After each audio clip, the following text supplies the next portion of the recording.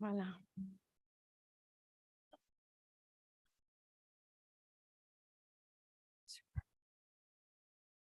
Yes, merci beaucoup. Voilà, sorry for the delay. Hein? Non, non, non, okay. Just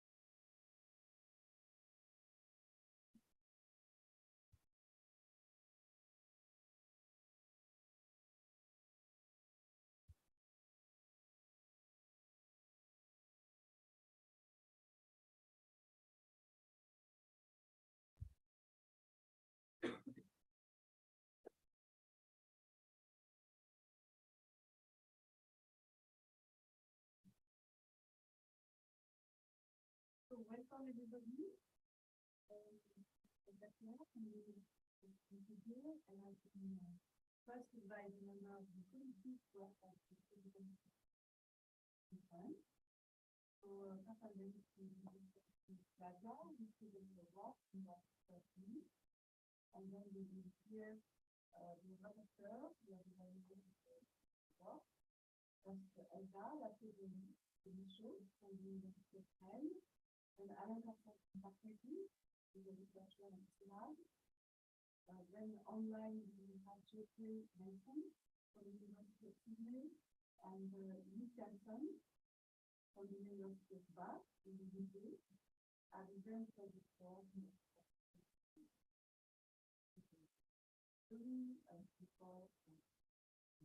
and then we will hear from the thesis collaborator complete by the back and then for research and development. So Flavia.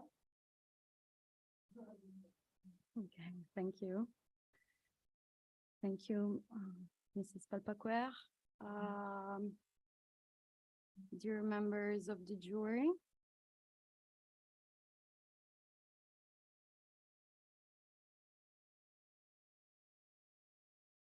Sorry. Yeah, just a technical issue, sorry. Voilà.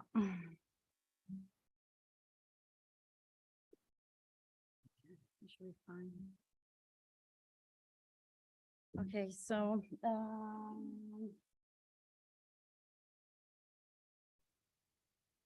good morning, everybody. Excuse me, Flavia. Excuse me, Flavia. Do we have lost Xian? Yixianson? Because we cannot see anymore. Is he still connected, unmute and discreetly connected, or gone? I can't see. We are only two of us here. You're right. Sorry to interrupt you.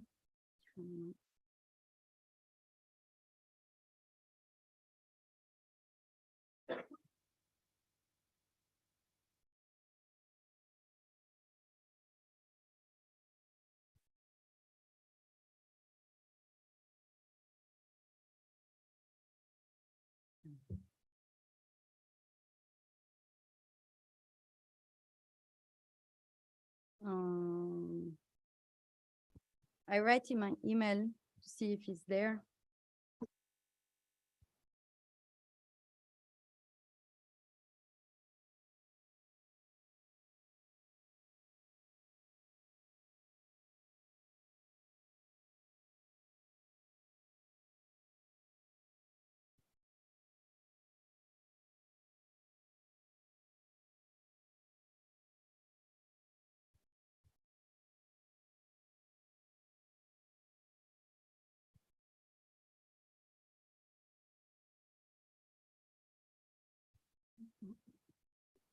One member of the jury is not there anymore, Mr. Sun. So there are supposed to be 3 people online, but there is one that is not there anymore. Et je pensais qu'on les voyait pas, mais en fait, elle a remarqué qu'il était juste plus là. Ouais. Je lui ai écrit un message pour savoir si il a des problèmes de connexion ou s'il est là. Je n'ai pas son numéro de téléphone.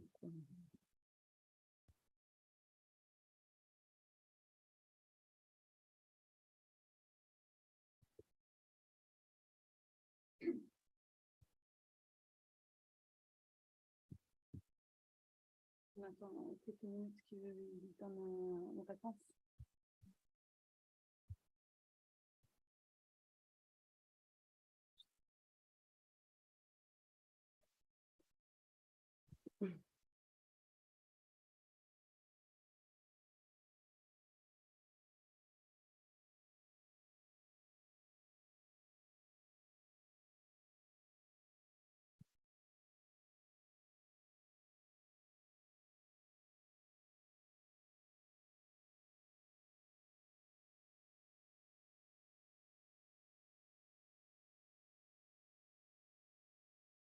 Tu cherches son adresse?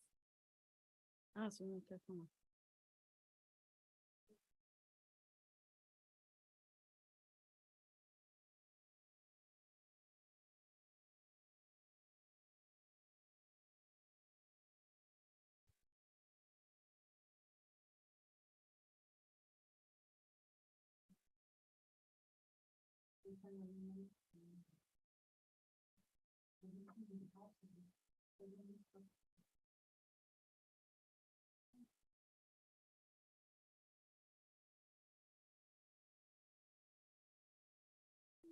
Oui. Qu'est-ce qu'on fait? Ça, it just stopped to work.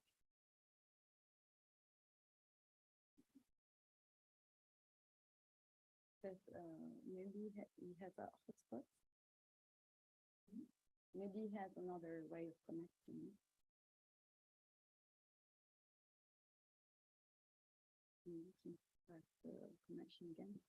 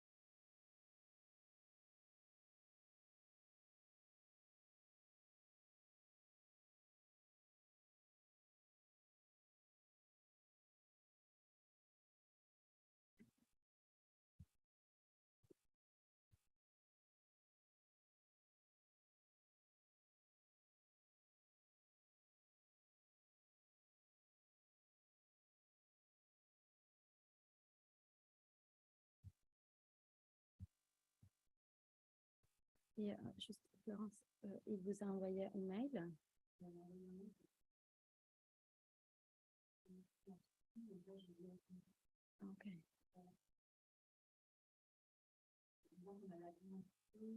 Ok. Ok.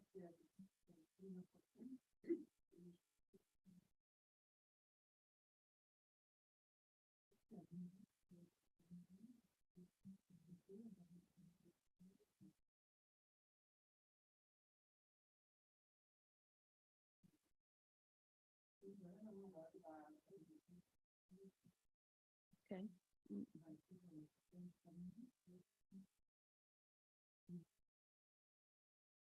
Ok, il est là.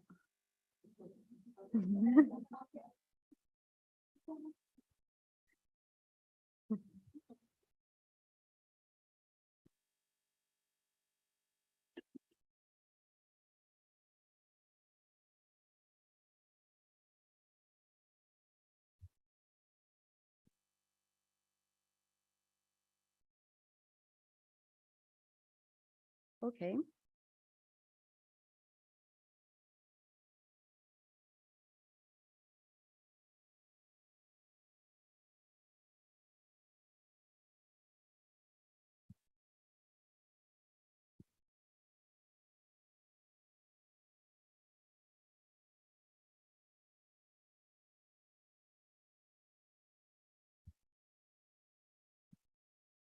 So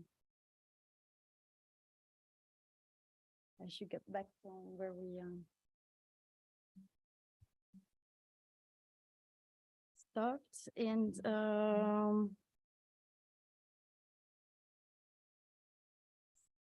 should I start? Okay. So good morning, everybody, and thank you very much for being here to allow me to present the work of my PhD dissertation titled Rising China and Sustainable Value Chain Programs, the case of palm oil transnational voluntary sustainability standards. Nothing works today. So the end of the 2000s saw the emergence and proliferation of a number of multi-stakeholders initiatives that propose to tackle social and environmental problems of agricultural tropical commodities through a set of market-based mechanisms that in this thesis are referred to as transnational voluntary sustainability standards. So by the middle of the 2010, research and reports were showing that there had been a rapid rise in certified production of agricultural products, which had reached a level as high as 40% for globally produced coffee, 22% for cacao, and 50% of palm oil. However, the same report and research was also showing that demand was lagging behind for these products. And therefore, only an average of 44% of certified production was sold as such. Then this trend made sustainable standards promoters wary that if the situation of overproduction would become structural, then the market incentive would be weakened and fewer and fewer producers would continue uptaking the mechanism, thereby confining certified production to a small niche and drastically reducing the impacts in terms of sustainability. Then also in the same years, some analysts and scholars found that maybe one factor that could explain this demand lagging behind could be found in the rise of China in agricultural markets and transnational value chains. Since its accession in WTO in 2001, Chinese imports of certain agricultural commodities spiked, making the country the first importer of many products, such as pulp and paper, natural rubber, and different vegetable oils, in particular soybeans. So then in 2011, the works of Kaplitzky et al. And Kaplitzky and Faruqi show that this trend then corresponding to a higher demand for low price and low quality and also unprocessed products in developing countries thereby actually weakening the incentive for producers to take up standards. However, a bit later, the works of, for example, Schleifer and Sun 2018 and Sun 2016 suggest that this situation could soon have a different turn because of fast changing Chinese society and political system. So this author pointed some encouraging trends, for example, fast evolving consumers' purchasing power and evolving preferences for quality. Also, they pointed at an industrial downstream of manufacturers and retailers that are increasingly concentrating and developing branding strategies, also then maybe soon on quality standards. And then also they pointed at the Chinese state, which is increasingly active in promoting ecological civilization domestically and increasingly also internationally, also through private governance tools, such as green bonds in finance. So this literature leaves an open question that this thesis has attempted to tackle, which is the rise of China in agricultural commodity chains going to lead to the demise of TVSS? Or can TVSS gain market traction and political support in China, thereby enhancing their effectiveness? So in this thesis, TVSS have been conceptualized as emblematic norms of global governance. And the focus of the analysis has been on trajectories of institutional affirmation and long-term viability of the instrument, thereby leaving aside also very important debates about the actual outcomes in terms of sustainability of these instruments. So conceptualizing TVSS as a norm of global governance led me to start this thesis by complementing a review of the literature about standards affirmation with another review of the literature about works that analyze Chinese economic expansion and globalization in other domains that frequently abbreviates as Global China. So through this literature review, I soon realized that one of the main analytical challenges of this thesis would be to navigate the complexity of the drive of rising China on global governance, and therefore on TVSS.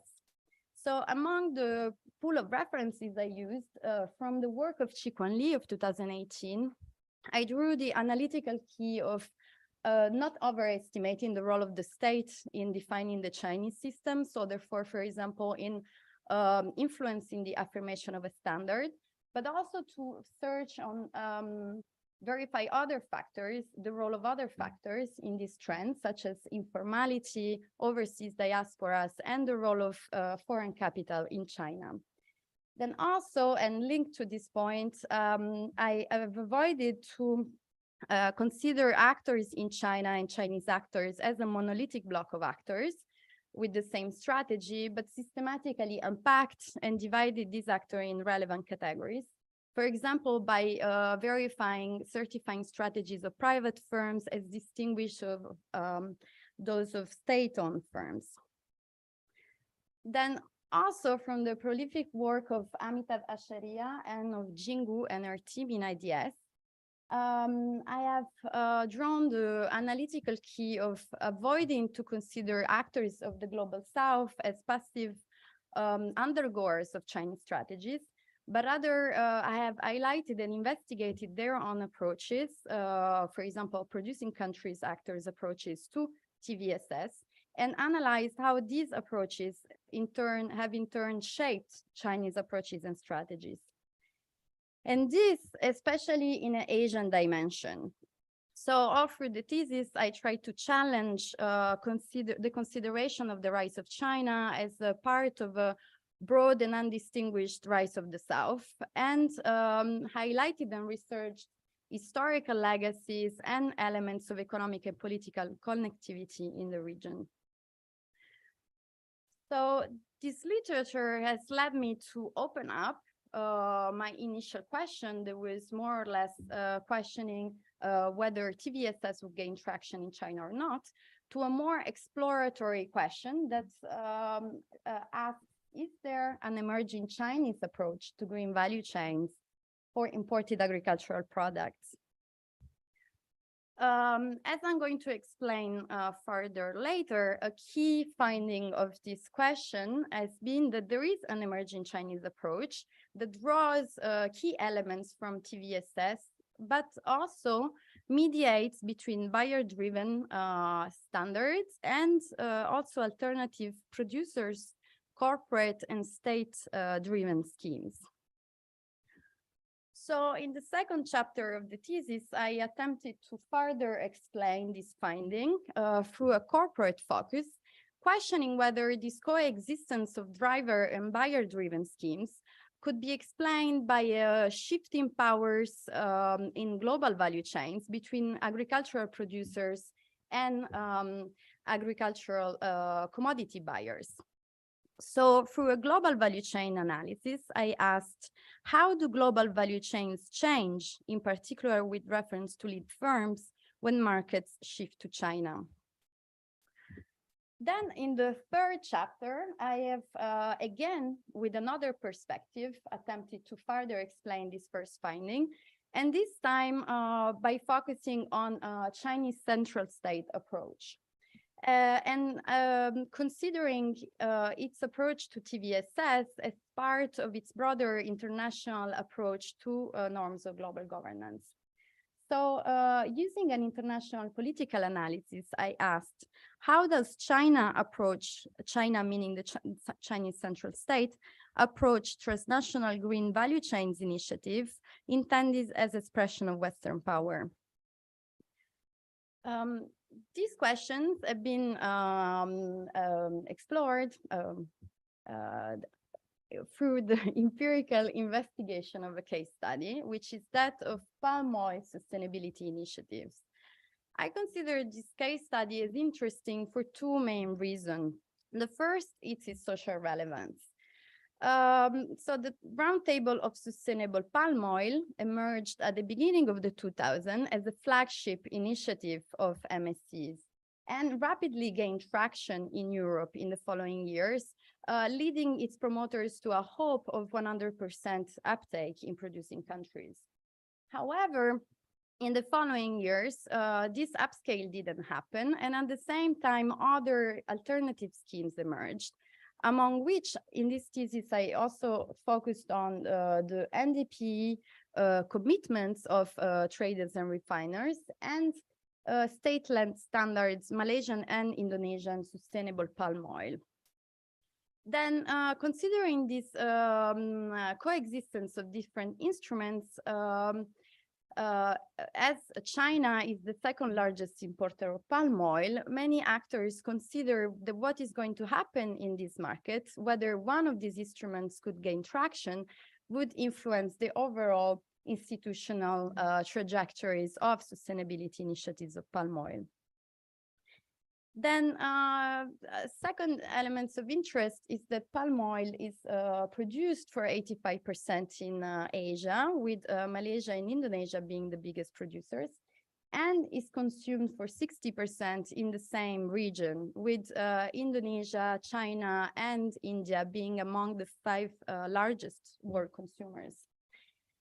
Then exploring this case allows me to also investigate these elements of connectivity in the region that I quoted before, in particular trends related to certain transnational corporations which have a headquarters in Southeast Asia, especially in Singapore, but have been run and managed by entrepreneurs which have Chinese origin and usually also Chinese double passport.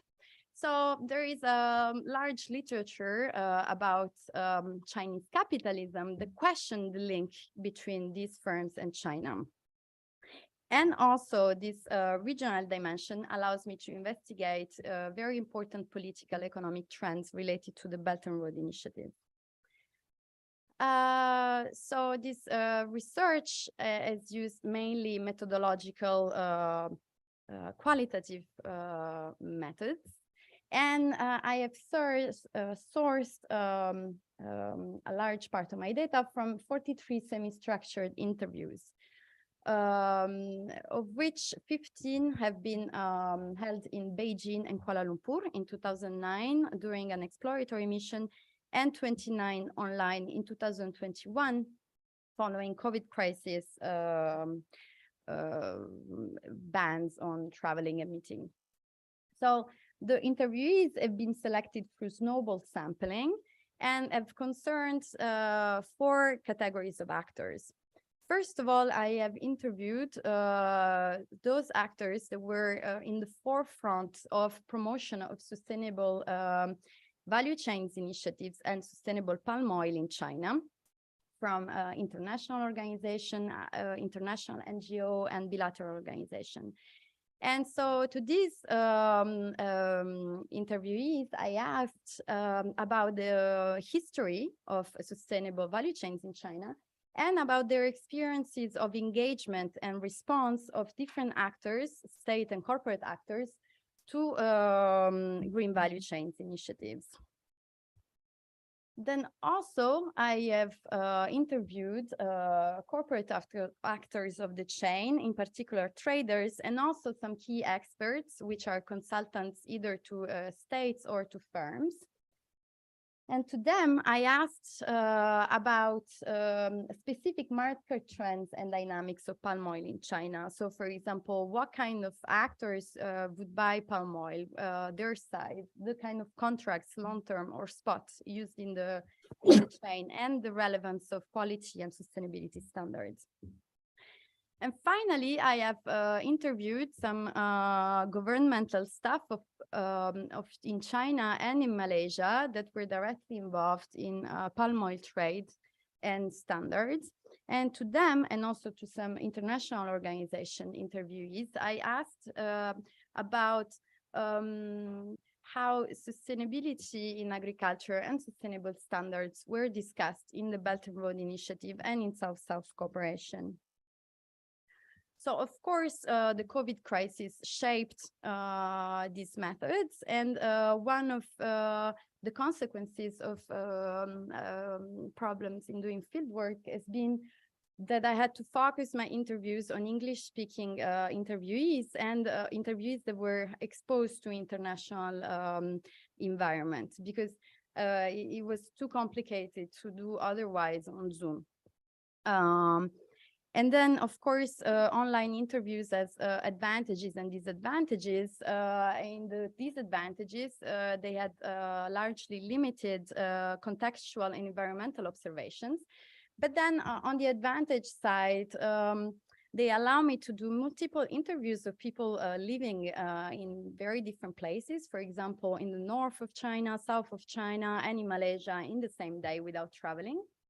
And also they created a special sense of proximity as everybody, and informality, because interviewees were usually at home and not dressed up for work. So it was also could facilitate exchange. Then also in the primary sources I use, there has been a large array of gray literature and professional sources. A key source to this extent has been NGOs' reports on sustainable palm oil and commodities, in particular the very large collection of data from RSPO about its members' practices. Then also I used trade data from the database of the UN Comtrade and of United States Department of Agriculture. Then I researched a number of policy documents from the European Union, but also from China. For example, the white papers on Chinese development cooperation, which are available online. And then I also used a number of news outlets in order to document corporate deals and also a memorandum of understanding in the Belt and Road Initiative. So, of course, also in this, for these sources, I use mainly English-speaking sources and some Google translation of Chinese sites. However, being this topic international, there was quite a number of translated documents from China, And also, luckily, in Singapore, Malaysia, and Hong Kong, there is a large availability of English-speaking written sources, in particular in the press. So all this has led to my analysis in the 3 chapters and to have some findings. As a matter of recollection, the first research question I have investigated is there an emerging Chinese approach to green value chains for imported agricultural products? So this question was first put in close relations to dynamics of diffusion of RSPO in China. And drawing from literature about diffusion of TVS in developing countries, I considered that there would be external and internal drives of this diffusion that I searched for. And in particular, focusing on 2 internal drives, and therefore on the responses of 2 groups of actors, which are front-runner businesses and state actors. Then, however, also drawing from literature on commodity governance in the Global South, and especially Van der Ven et al. 2021, I also included consideration of how actors in the Global South also shape and reshape these initiatives. And thereby, I also considered on the side of RSPO diffusion, the diffusion of other mechanisms such as NDPI and MSPO and ISPO. And I formulated the hypothesis that an emerging Chinese approach to sustainability concerning palm oil would consist on either participating and uptaking RSPO, but also maybe reinterpreting RSPO in order to accommodate better Chinese interests, or also maybe just create a new initiative. Then the results of this qualitative investigation that has been checked with also evidences of engagement and participation of actors have shown a large multiplicity and diversity of responses to different schemes. Also because there is very different ways of engaging in the different schemes. So, for example, we can see that for what concerns RSPO, there is some, there is no flash, okay, but there is some state actors that do endorse and facilitate the promotion of RSPO, but there is also some other state actors, mainly those related to the central state, that ignore and also hinder RSPO diffusion. And that is the same case also of corporate actors. For example, foreign firms, Western firms, they are members of RSPO and they have safety standards, but then Chinese firms usually either do not participate or participate but barely uptake the standard. And then also from the multiplicity, we see that some actors, notably, for example, the central state agencies, are recognizing state-led standards, even though those standards are then quite neglected in the downstream of the chain. So this picture of a large multiplicity does not really allow to argue that there is one mechanism gaining traction in the Chinese market. But what comes up from the qualitative search is that the diffusion of RSPO has probably been very important in opening up a space of discussion and engagement in China for sustainable palm oil.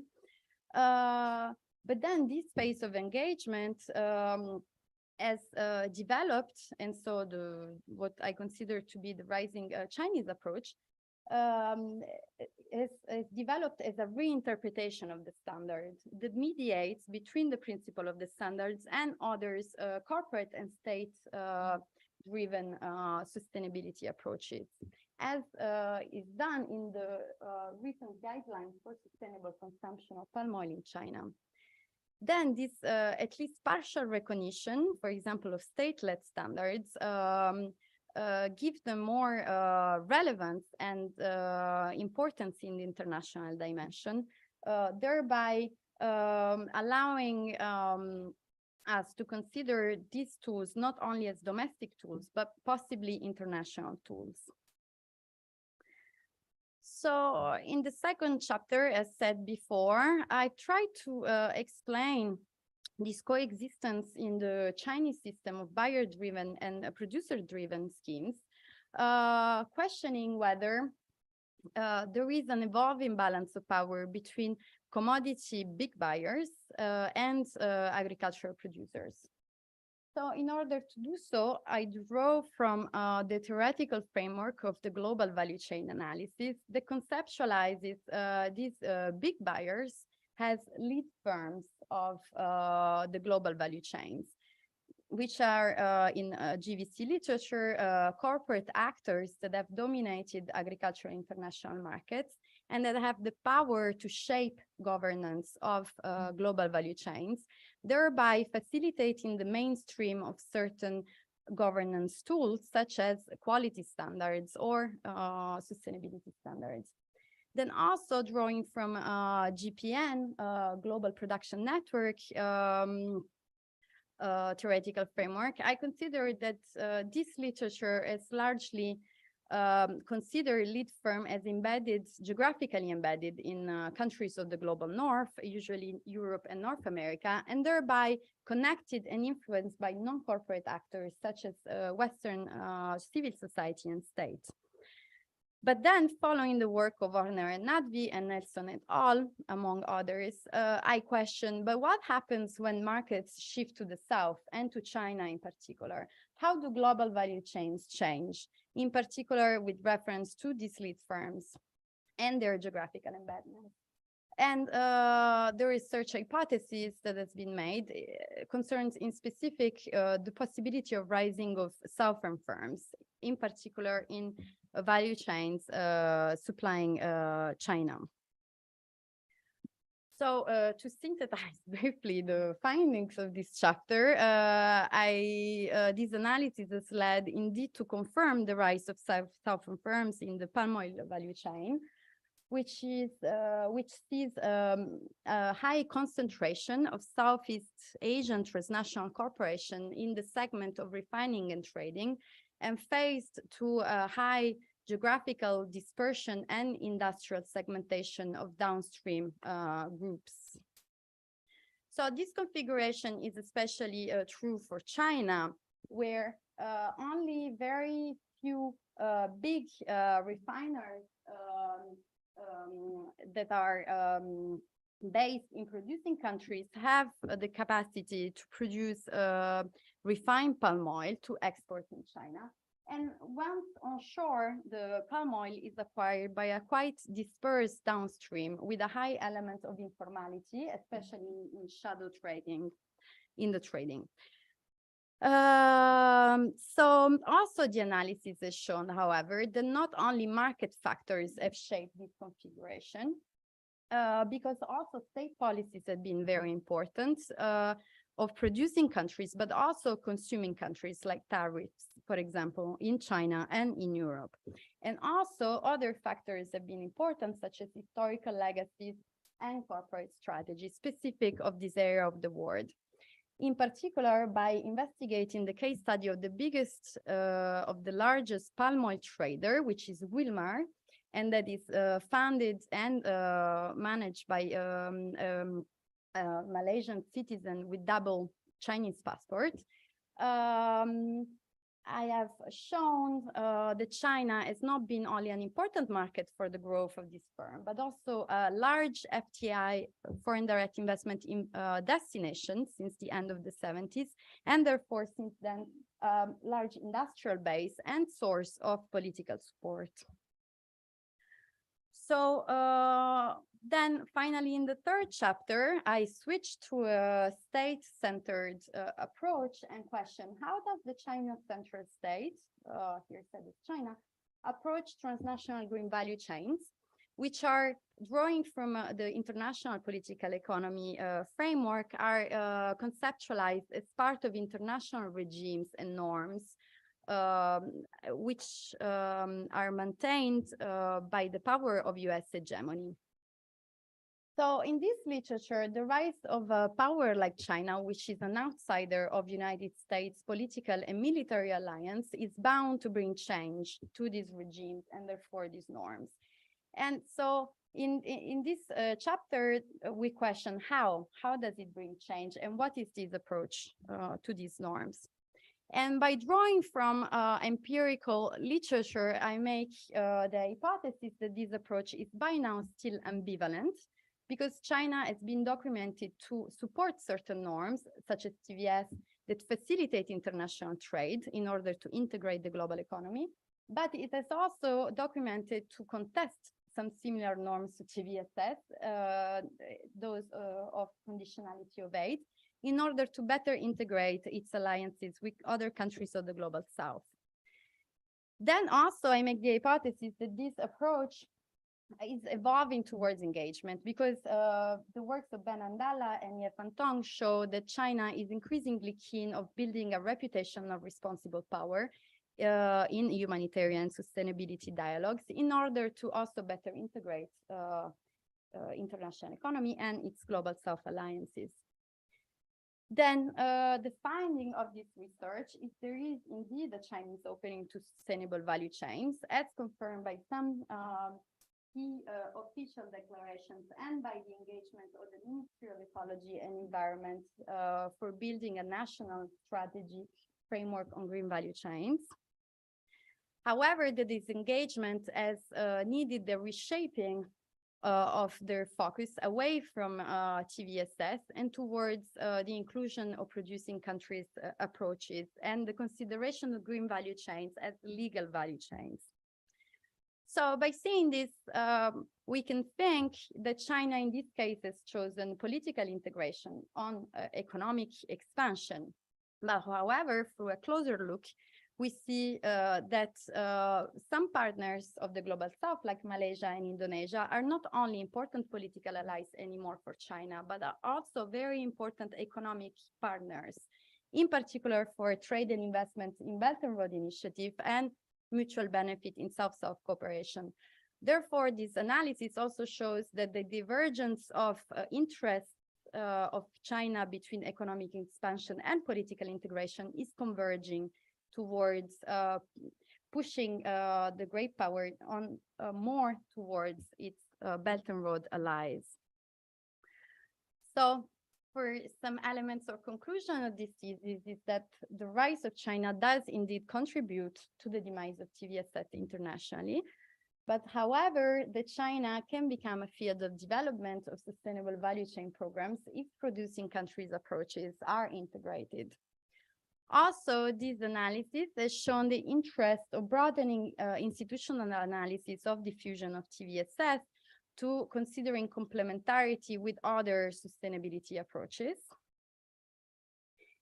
And also, of course, in this thesis, I often use theoretical frameworks that have a binary vision of the world divided between a north and a south, which is typical in sustainability studies. However, this research has also challenged this vision of the world and encourages to see more the multipolarity and maybe the regional dimension of contemporary trends. Finally, of course, the research has had limitations also because of COVID. And I have really focused on international trends diffusion in China. But in the future, it would be very interesting to research on endogenous Chinese and Asian dynamics for sustainability of agriculture, also through philosophical and historical roots analysis. And finally, of course, I focused on the institutional trajectory of these tools, but in future, it would be very interesting to also analyze sustainability outcomes of producers-led schemes. Voila, and okay.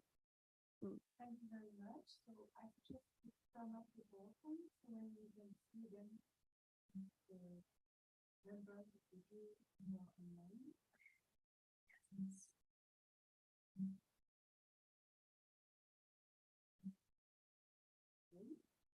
And now the report will end after the issue.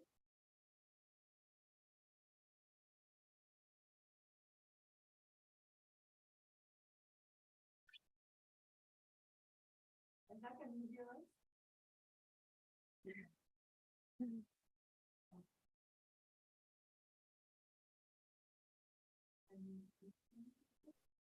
Merci beaucoup. On n'entend pas du tout ce qui se dit dans la salle. Ah, Peut-être puis que peut- Florence m'a donné la parole. Oui, donc,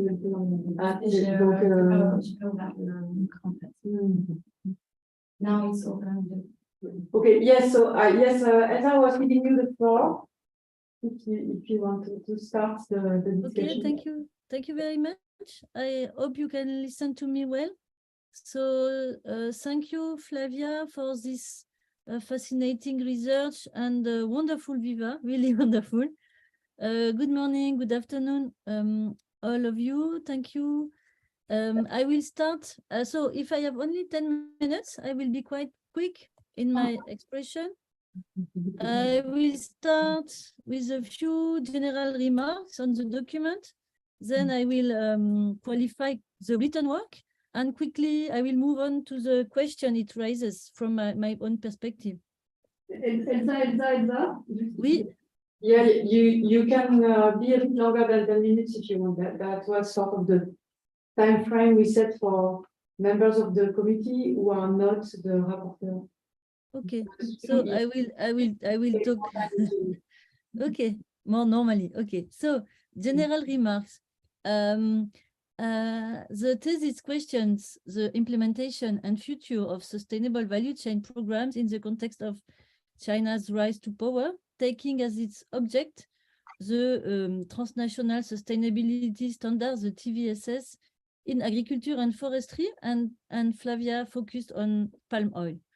The topic is at the first glance extremely technical, but it resituated in its three dimensions in this thesis. First, the adoption and implementation of TVSS in the agro-industry since the beginning of the 2000s. Then the transformation recorded by the global value chain of the oil palm, and the upstream part of which is dominated by multinational firms from an emerging Southeast Asia, Malaysia and Indonesia mostly.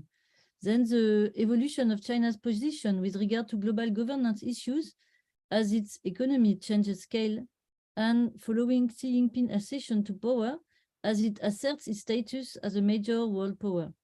So in this, the purpose of the thesis is extremely ambitious.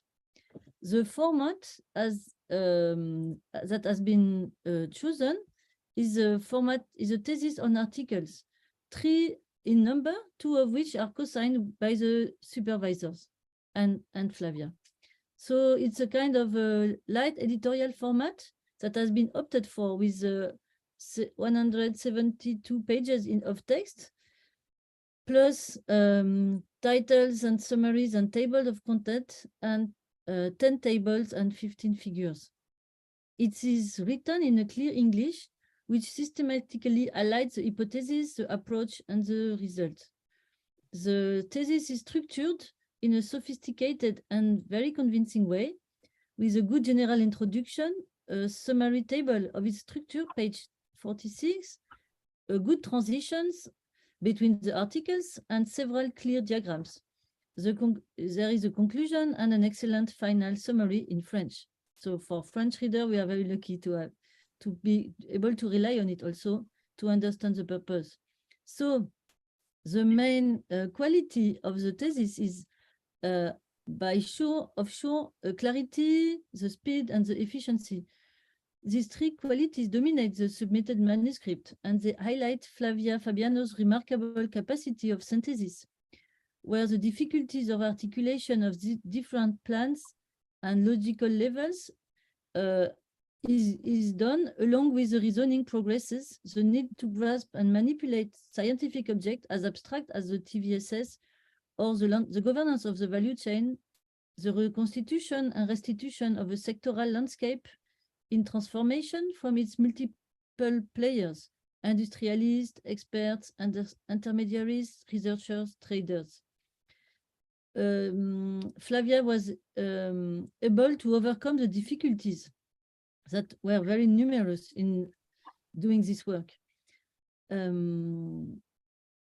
The ambition to decipher the levers at work and the future possibilities of sustainability program in the value chain was great, but really achieved.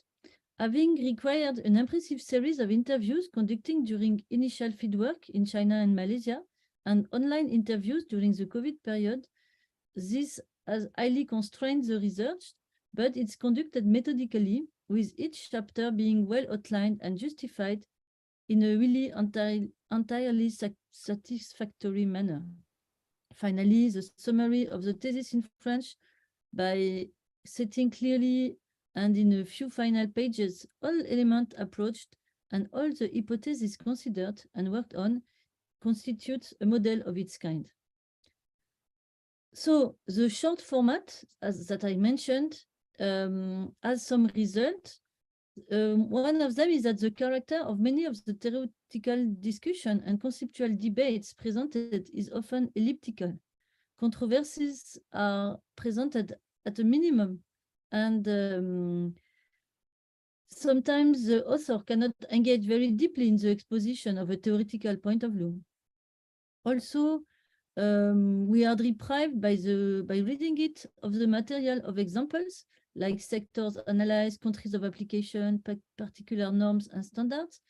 All the references are not always letting us able to acquire the relief that some of them deserve, the relief. We have also not so much quotation from the text to support or enrich the perspective. But thanks to a very sure sense of organization of the arguments, these results from the literature under review are then very skillfully positioned and the logic seems solidly at work.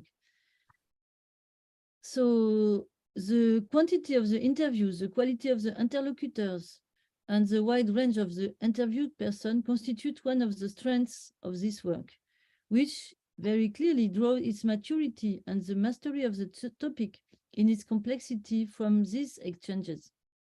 They were nourished and conducted at different moments of the elaboration of the doctoral work, allowing the back and forth between the construction of the hypothesis, the choice for the method of administration of the proof, and the result. What emerges is a fine and well-exposed understanding of the palm oil industry.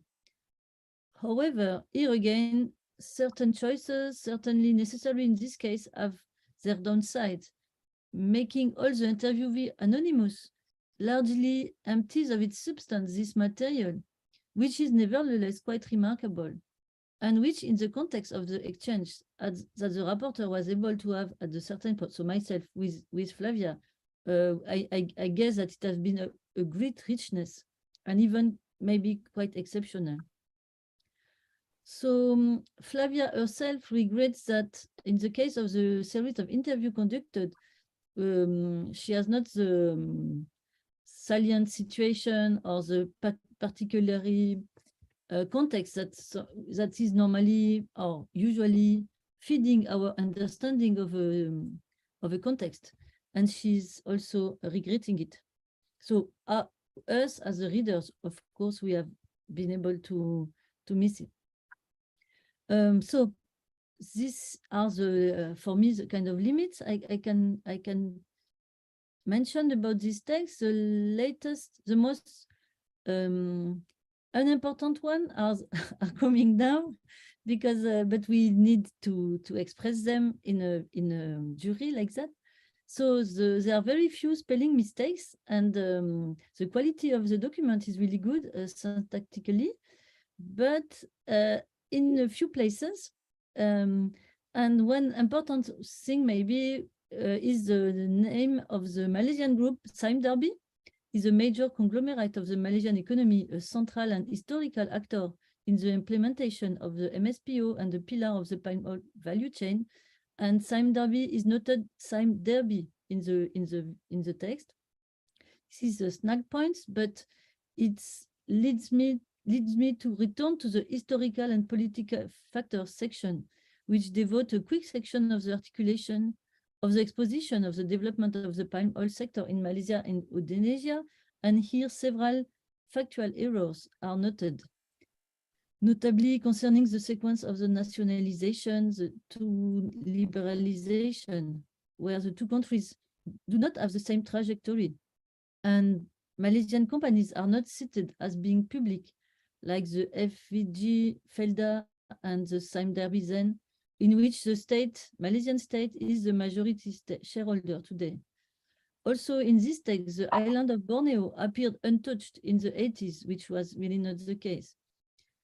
Also, the introduction of taxes on palm oil export by the two governments, Malaysia and Indonesia, is not dated, just mentioned, which maybe is not enough. But I would say that in general, the setting of temporal benchmark and the establishment of precise and detailed chronologies, whether for successive literature review, sectoral development, the rise of China, are absent from the text presented here. And I guess that maybe it's not the author's dominant mode of reasoning. Descriptive statistics, quantitative framing of economic problems are also maybe not as well conducted as they could easily be, especially by Flavia. The numbers come in the text without any real strategy of pedagogy of exposition of the figures, etc. So this could be in articles, but in a PhD thesis, even from articles, it could have been a bit better organized. But that's my role to say that there are some limits, but as a whole, it's a really sophisticated and accomplished research work. A sophisticated and careful research work showing a great intellectual skill that the defense here today has also been proving, commensurate with the complexity of the chosen topic. Through its rigor and method, the thesis meets Flavia's ambition and objective, and in turn raises scientific expectation. So now I will move on my question. So some question that was in the pre-report were asking the candidate to come back on the methodological framework in order to describe a little bit more the interlocutors. But maybe this has been done well, at least much better here than in the text. So maybe just a question about them. Do you, Flavia, have submitted to them your results because you met them at different stages of the conduct of your PhD years? Do they believe that the sustainability standard can bring out a better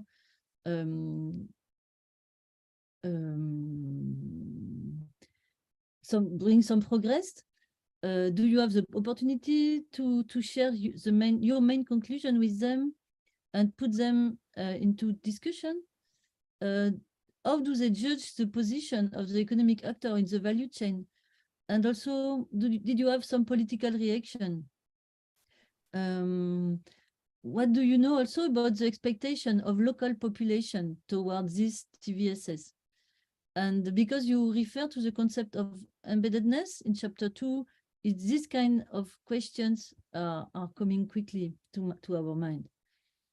Also, more technical question, is it possible to assess the consequences already today, both socioeconomic and in terms of overall sustainability for the palm oil sector of the measures taken by the European Union in the framework of the RED 2? Because the Malaysian and Indonesian responses to the WTO field. So what are the outcome of this dispute? Yeah.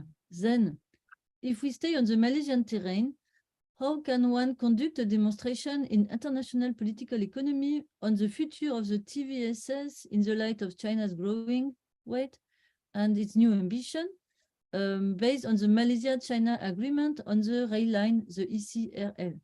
I think this was a bit quick, maybe, and you could maybe develop here. And also, how can one integrate into the reasoning the absolutely proven corruption that surrounded the ECRL agreements?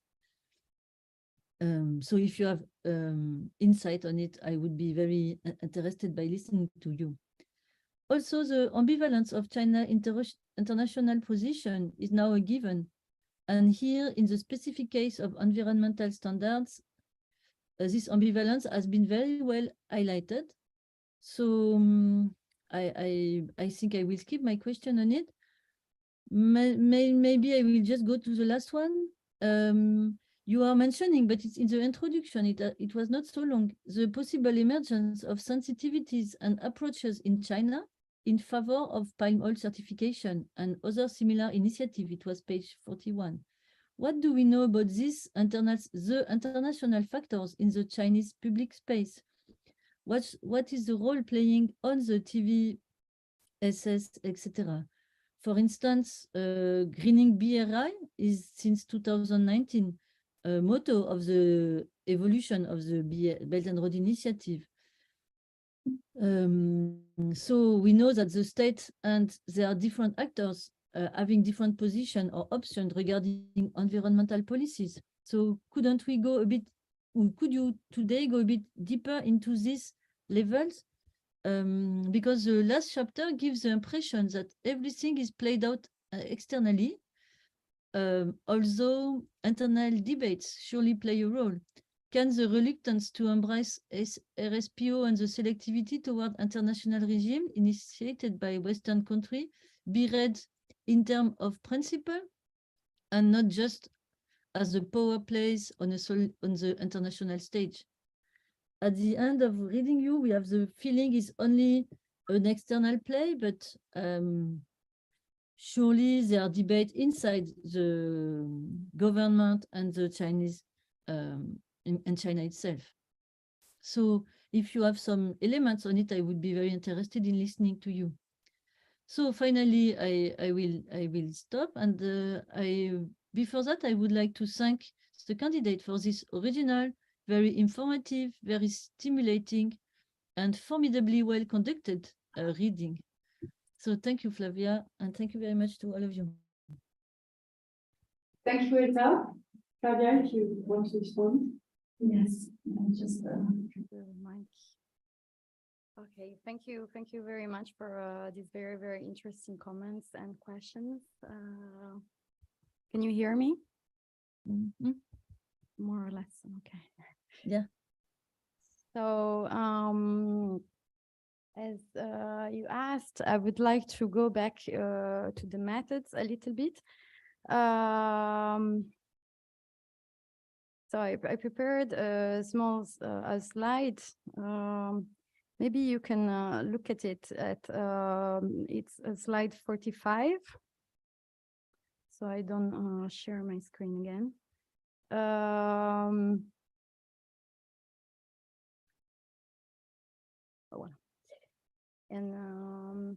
So yeah, as you said, I have interviewed really a multiplicity of actors, and of course. Excuse me, we cannot. Can you share so we can? Sorry. Access. Can you please? Okay. Share Yes. No. I was proposing you look so I can see you at the same time. But yes, of course. Okay. I can finish. Merci. Okay.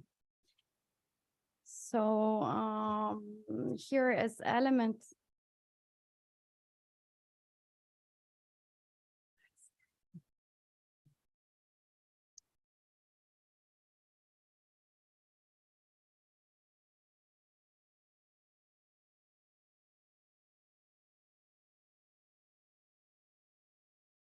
Oh. Okay, je vais y arriver. I'm gonna manage.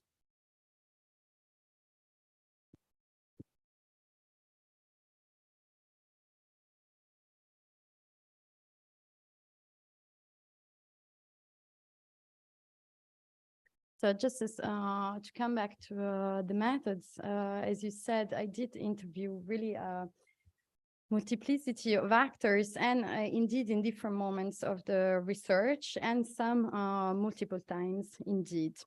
So to be a bit brief and attempt to answer your question about what is their perspective on TVSS and on sustainability of palm oil, and how this has shaped in different moments my research. I can maybe talk about 3 key actors, of like group of small actors with whom I had important discussions. And so the first group is RSPO initiators. So I talked to a few people, in particular 3 from 2 from the civil society and 1 from the corporate sector, that were really among the few initiators of the initiative.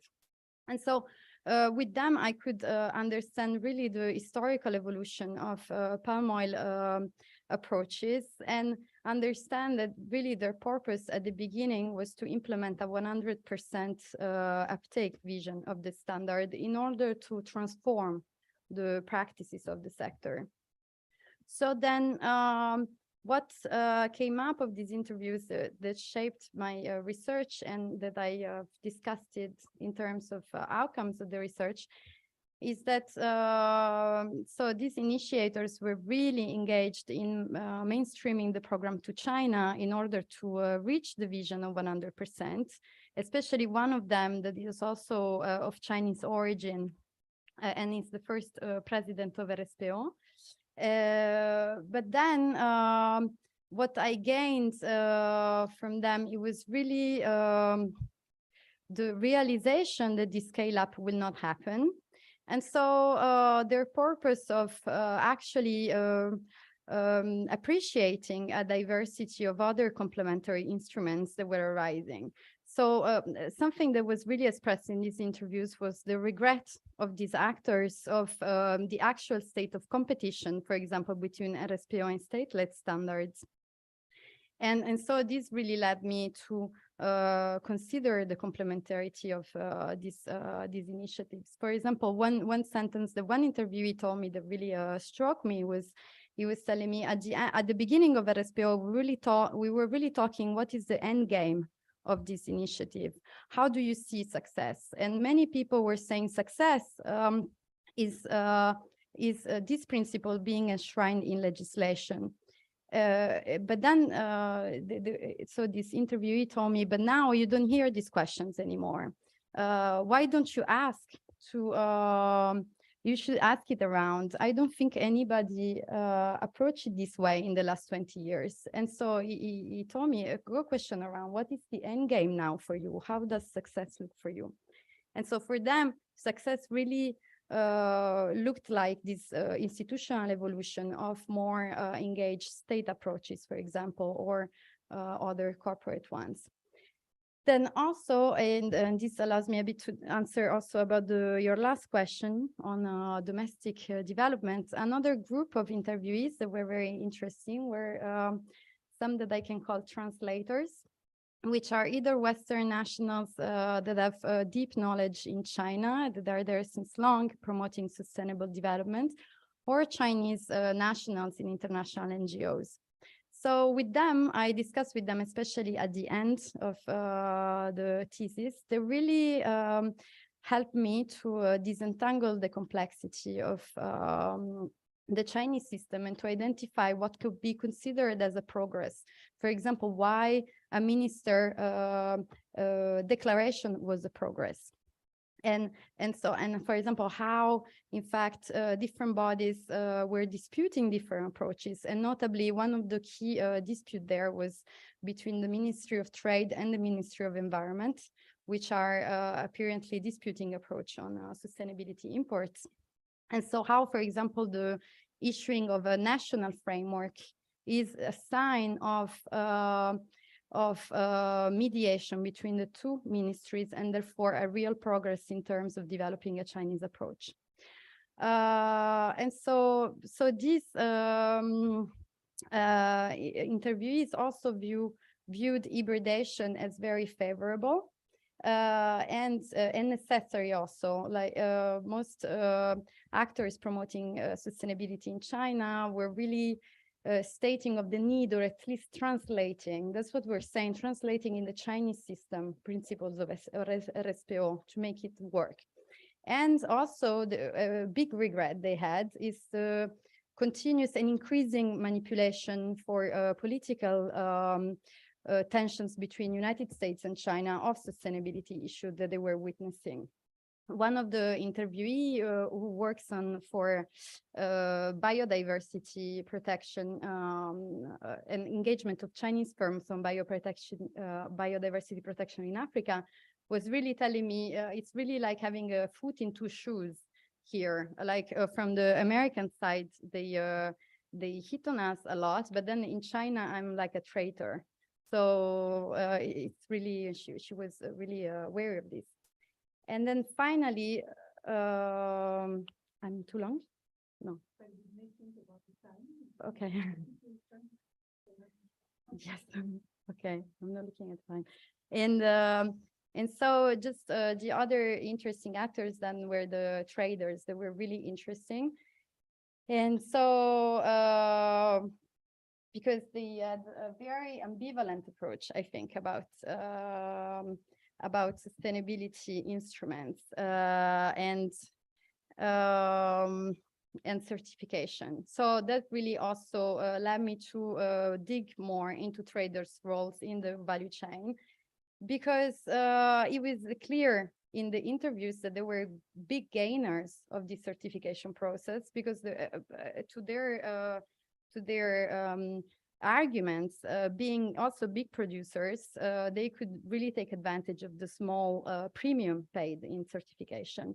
But then on the other side, they would also say that they were not responsible at all of certification mainstreaming, because they would only answer to the market.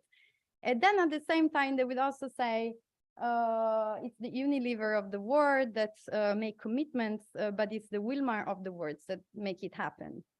So, and this was a sentence that was taught to me twice by two different people, nearly the exact sentence. So it really, I really think it's interesting. And that's also when you talk about embeddedness, I think it was really showing how these groups managed to really have the same foot in different shoes, thereby uptaking Western standards, but also strengthening their embeddedness with Malaysian actors, for example, supporting other standards.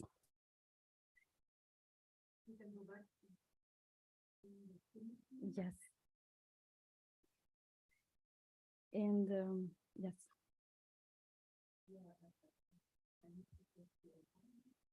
You cannot see her. Yeah.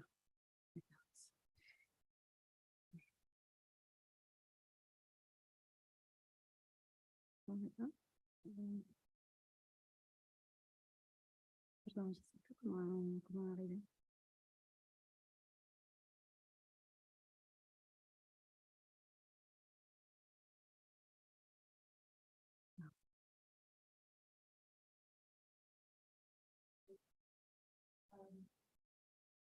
Elsa, do you maybe want some additional responses on some specific points? Because I'm not sure all the questions that you offered. But are you satisfied for now, or would you like to have maybe come back to your points as well? Ah non, je pense que tu n'as pas entendu, désolé. Sorry. Non, attends, voilà. Okay, Elsa? Okay, I was asking whether you were satisfied with the answers, or whether maybe you would like to see a couple of more points. No, I think it was perfect. Thank you very much. All right, okay, thank you very much. So I'm now going to give the floor to Alain Carcetti.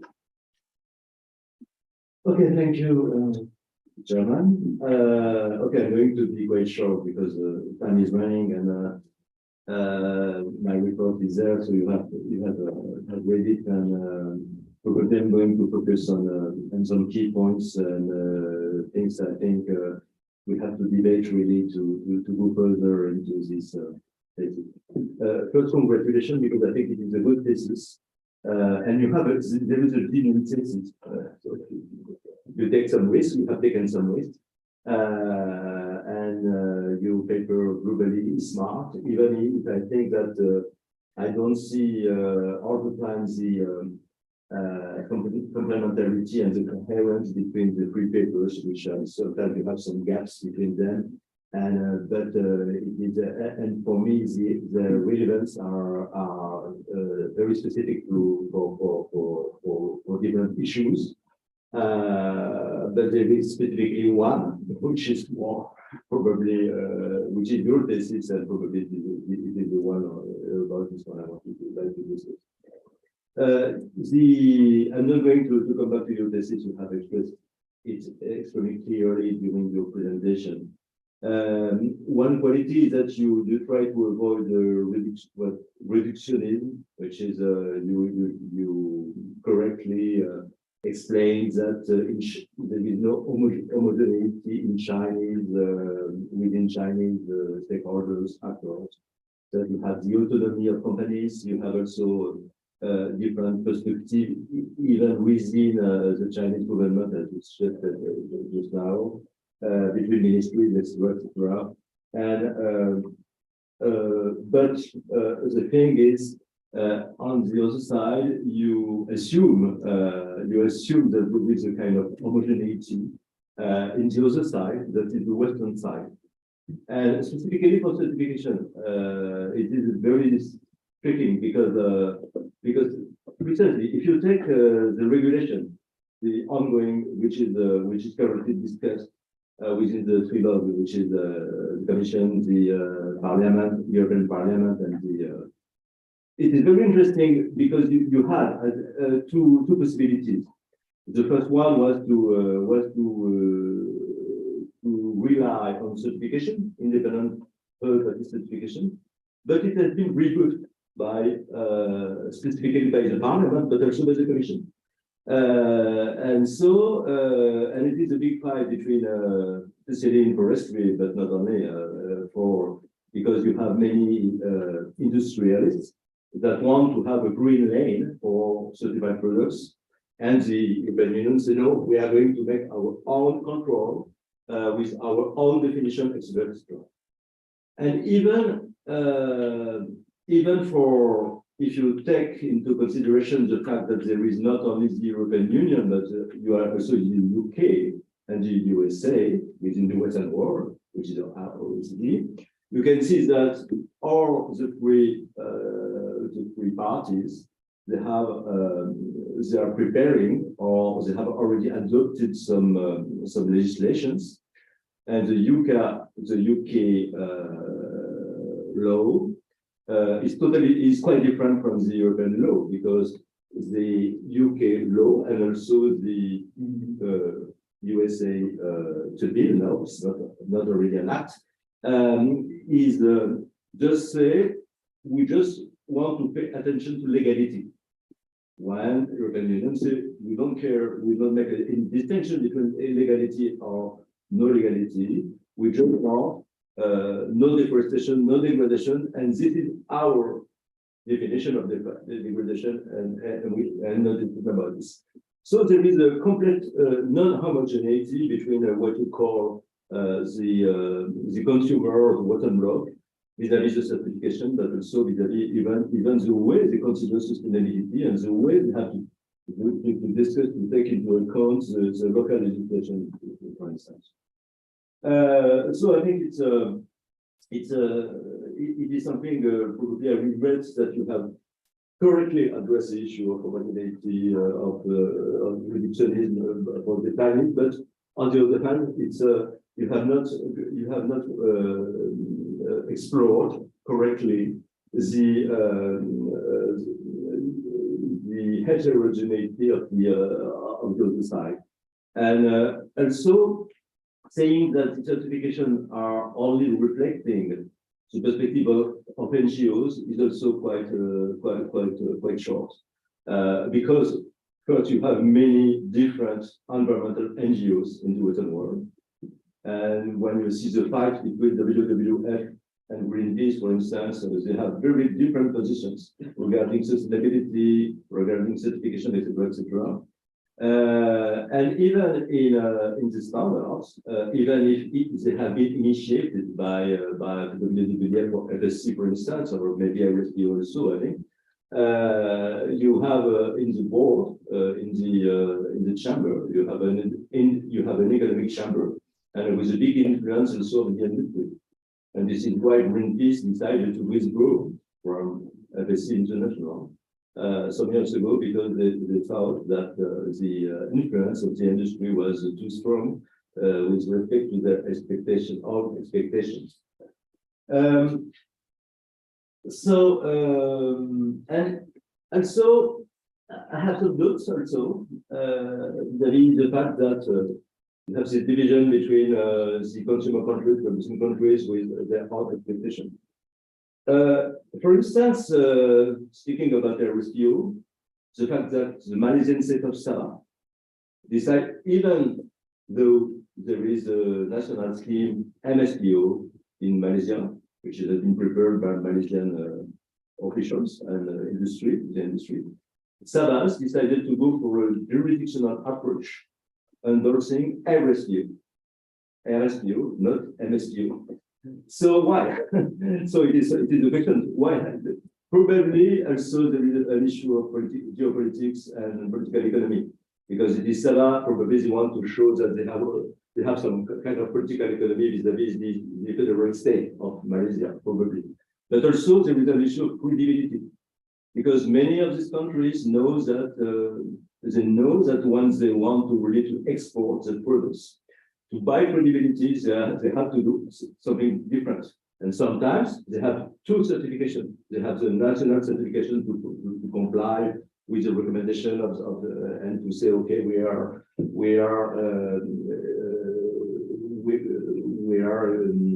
endorsing the objective of the national government, but they also have a FSC or RSPO certification, because they want to have their market share guaranteed on the Western markets, really.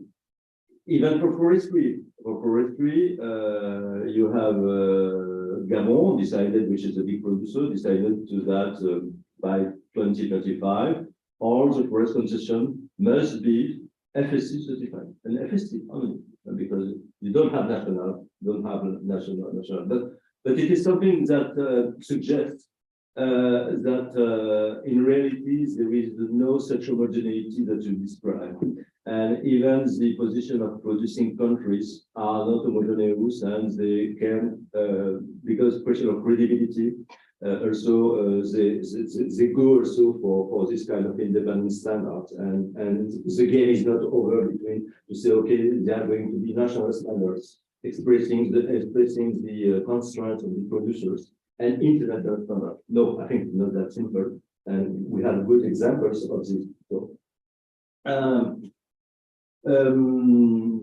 okay, also there are a couple of shortcomings also. You mentioned, for instance, in China, the law 65. Okay, it's not about exactly due diligence. You cannot compare the articles, the law 65 in China, because in that law, the law is about to say, okay, it's illegal to import, to trade illegal timber. You know, you are not authorized. And there is a similar law also in Europe, and also in the US.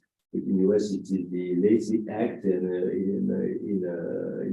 in Europe, it is the EU FLECT, which is a EU European Union Timber Regulation.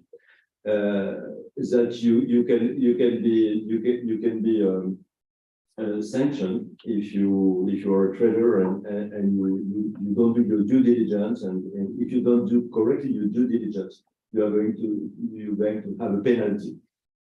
In China, you have no sanction, in fact, because it is written into the law, that into the regulation, that the trader should have been fully aware that he was conveying, that it was handling illegal production. So it was very simple. You can say, "Oh, I was not aware." I'll be misinformed simply. So it is something that is probably suggests that there is no, you cannot really compare exactly what is happening now for this point and what is what is requested in the Western world regarding sustainability and due diligence. And so this is my last point. Is the question: do you really think that the reinterpretation by the Chinese of the standard of sustainability, removing all these thorny issues, which are human rights, strong sustainability? I say strong because it's not only making plantation to compensate the destruction of natural ecosystems, for instance. And also, what about free and prior consent for because it is something when you want to create all the issues.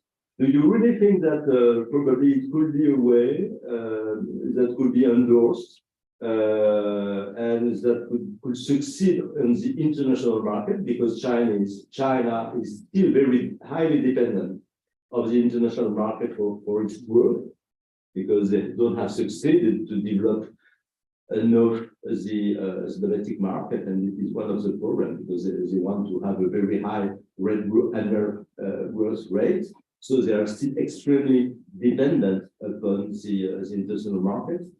And do you think that they really can succeed with to have the international market to accept this kind of softened rules and standards?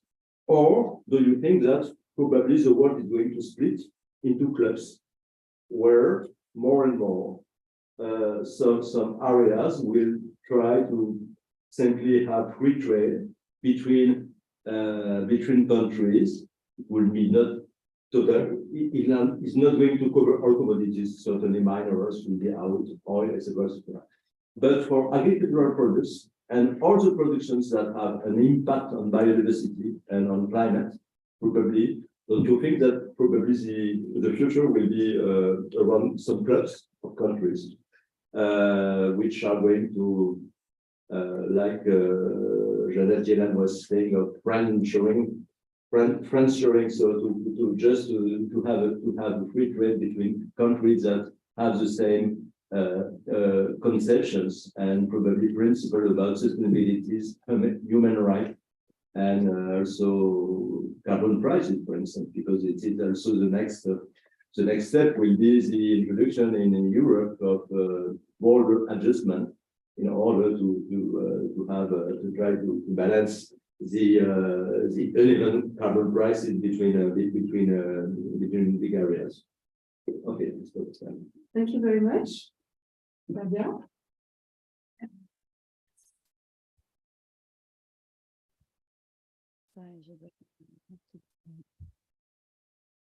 The settings. Yes, so Mr. Karsanti, thank you very much for your comments and very interesting questions, which are very large and complex. So I will try to answer the best I can in the small time I am given. So just few elements of responses. Yeah, I take this comment that I oversimplify the Western homogeneity of approach. And however, it was not my purpose. What was my purpose? So just there is several elements of explanation, and one is chronology. So when this PhD started, in the years just before that, TVSS was really were really put forward as a very strong and likely approach to be held by European countries, in which there were still UK at least. So I think that that's really a matter of chronology, because in those years then there was a proliferation of state endorsement of TVSS, which I agree in the years later, and especially in the last 2 years, have changed. But yet we have to consider that I started my PhD at the beginning of in 2017, that's where it was formulated. So indeed, a very hardship of like a very strong analytical challenge has been to follow through all these developments, because also both on Chinese side and on the European side. However, I think, and this is what I try to argue in the conclusion of the third chapter too, is that maybe this weakening of state supports of TVSS can be also traced on Chinese positions, which I have said in the conclusion, there is some hypothesis of sovereignization of European approaches, and specifically the fact that UK also expressed green value chains initiatives as legal value chains initiatives. So I would make the hypothesis, but it was really hard to analyze it on the when it was happening, which was just during the drafting of my article. I would actually test the hypothesis that these developments in Europe and United States, in particular in UK, may be connected with the developing Chinese approach on sustainable value chains. Then also the idea was not to understate the discussions in the West, especially between NGOs, on the effectiveness of TVSS, but which I think nevertheless are already targeted by other literature, while Chinese positions diversity is really neglected in literature. So that's also why I focus on this complexity. And the idea, so it was not to understate discussions, but it was really to say this downstream-led approach is specifically Western and European. So it was really in Europe that where this idea of saying, okay, we're not polluting in our countries, but what happens outside? What happens to the goods that we import? I think this is a specific geographical origin, and it didn't start in China. It didn't start in Malaysia. It started in Europe. So I think that's why I think it's an interesting characteristic of this approach to understand also its geographical and historical origin. And that's what I try to underline. And then it's really interesting you tell about the SABA scheme. So the SABA scheme, of course, I have read and discussed with also promoters of the jurisdiction scheme.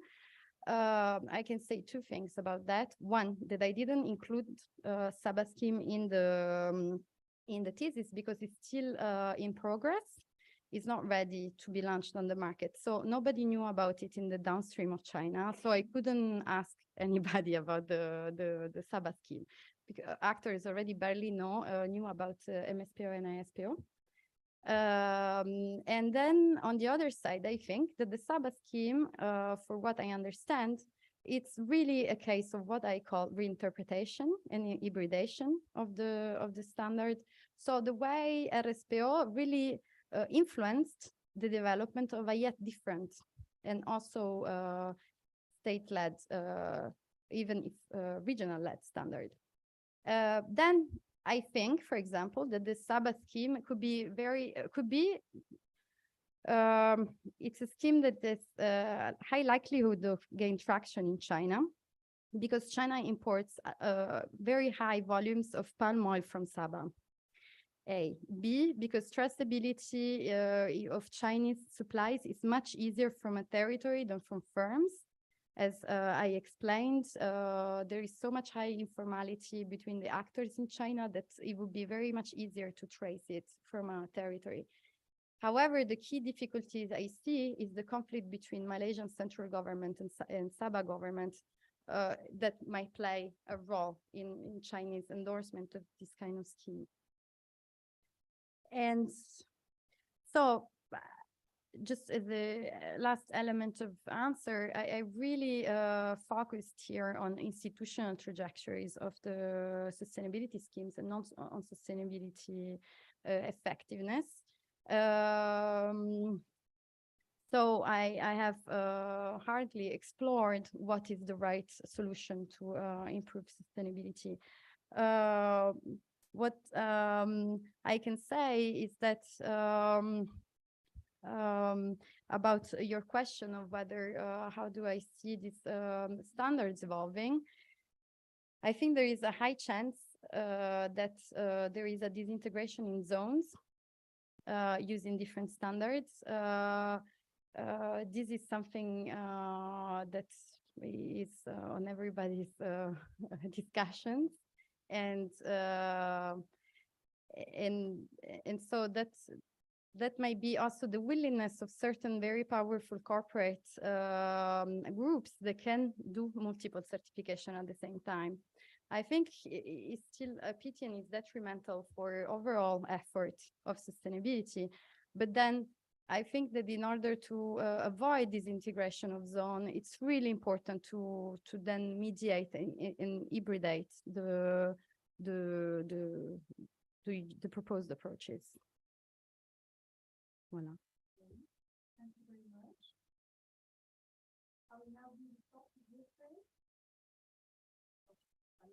No, you're not on the. You're not on the.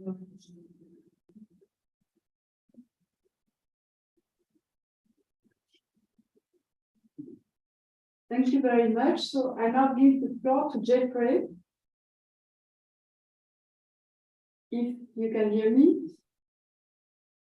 I can hear you. Can you hear me okay? Yes. Excellent.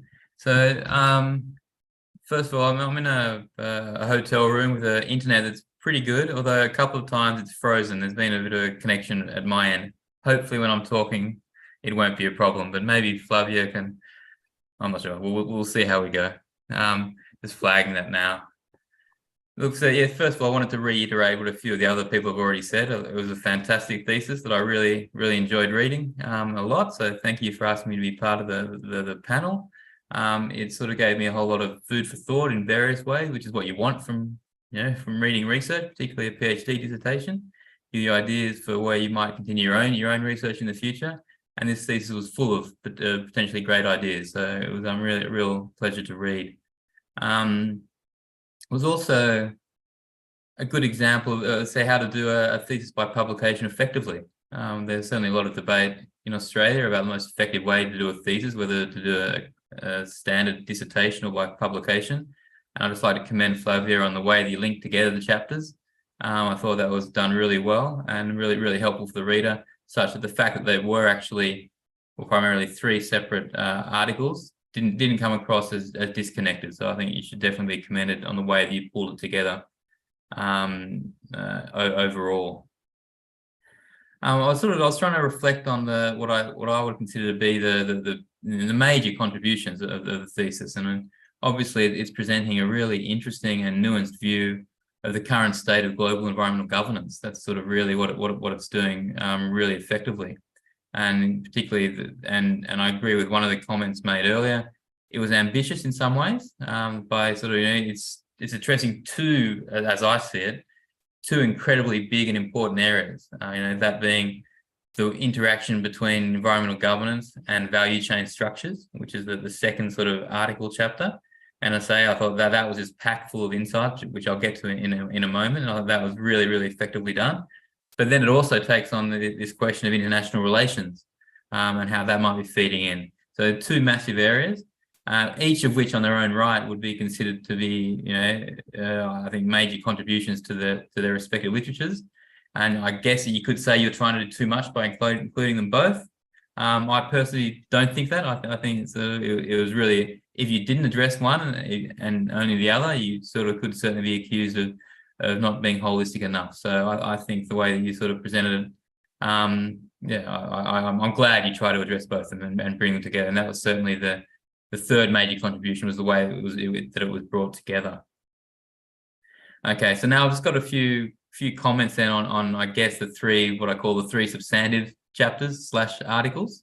And so the first one, which is sort of really, I guess, the most empirically rich of the chapters, I'd say, and I'm not entirely familiar with the literature within China, but it seemed to me to be bringing to the table some new empirical information, and that in itself should be highly commended. I certainly really enjoyed that, and so I thought that was a particularly strong chapter.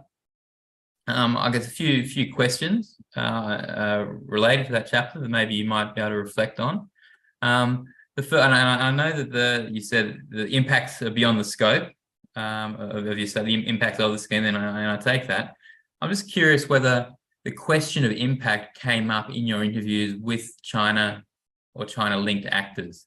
So whether there was any sort of in the rejection or the lack of uptake of the schemes, whether their efficacy was ever questioned as well. So I'm not asking you how effective it was, but whether the perceptions of efficacy amongst the actors, whether that ever came up as a reason for not wanting to participate.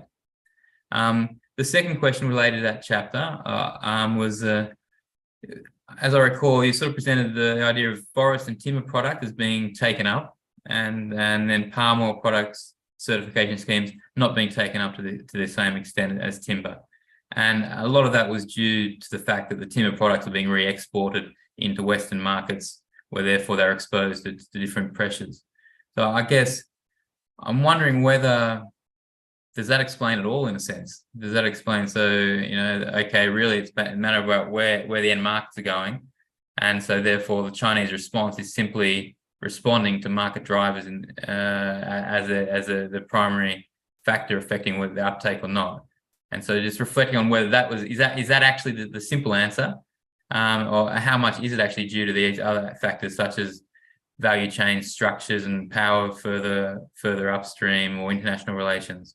So hopefully that question made sense. But again, I really enjoyed that chapter article. I thought it was fantastic. The next major chapter, again, I thought it was a really strong chapter, and which is, I guess, a bit more of what we might consider to be a classic global value chain analysis of the structure of the palm oil scheme. Again, I mean, excellent. It's just packed full of fantastic. The version you sent me, which I think wasn't the last, you sent a more recent version of your thesis in the last few weeks, and I was looking at the earlier one. At that stage, I'm not sure you identified where that was going to be targeted for publication. Hopefully, I'm sure it can be targeted to a fantastic journal, because it's certainly full of rich material and analysis. And I guess the key question in there is this idea of lead firms. And you sort of, I noticed even in your presentation before, you're still sort of playing around with the word and when to use the word lead firm. I think sometimes big buyer came up as well. So I guess and then I think sometimes key actors might have been another phrase that we're using. And obviously you're sort of trying to get around the fact that maybe they weren't lead firms in a traditional sense, but they were clearly having a central role in driving activities elsewhere in the chain. So I guess a question then is how, after your analysis and your thesis, what do you think about the idea of lead firms? Where do actually these powerful Southeast Asian-based conglomerates who are in this intermediate stage in the chain, do they actually fit this role of a lead firm? And just to reflect on that a bit. And I guess linked to that is different notions of chains or value chains perhaps being considered bipolar. I know Niels Fold published an article quite a while ago now, I think, on the cocoa value chain and sort of putting up cocoa processors, which is a similar role within the chain, I guess, to the processing firms you're referring to. Is it possible, or what do you think about the idea of a chain being bipolar? Does that make sense in your context? And this got me thinking actually about, your overall thoughts on the global value chain framework. I mean, in a sense, it wasn't as overt as it could be, but I think there was also an underlying critique there that you were placing of the framework, in terms of how well it actually captures the dynamics that you certainly observed in the palm oil chain. So it seemed to me that we seem to have put together an analytical framework that relies on these near consumer lead firms who are somewhat all powerful in dictating what's happening throughout the entire chain, and whether we've sort of gone too far in that regard, and whether sort of the value chain framework, by placing all this importance on the role of lead firms as being able to drive governance everywhere, I don't know, it's gone too far. So I guess I'd like your thoughts on how effective you think the value chain framework is and how relevant it still is, and perhaps whether it's time to move on. How much time do I have? Come on. It would be nice if you could Yeah. To wrap it up. Okay, then I'm not sure how helpful it is, but I'll send you maybe some other comments, and also some comments I made directly on the thesis as well that might be helpful. Another area I guess I would like you to respond to, though, is the role of the overseas Chinese. So that I think you may mention in your presentation, it is a very rich literature, and there's a rich literature, particularly in Southeast Asia.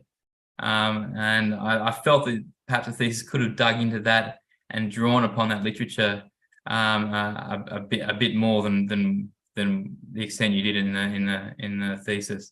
And you sort of focus on the role of ethnic Chinese in Singapore in particular, links to Hong Kong in that intermediate stage.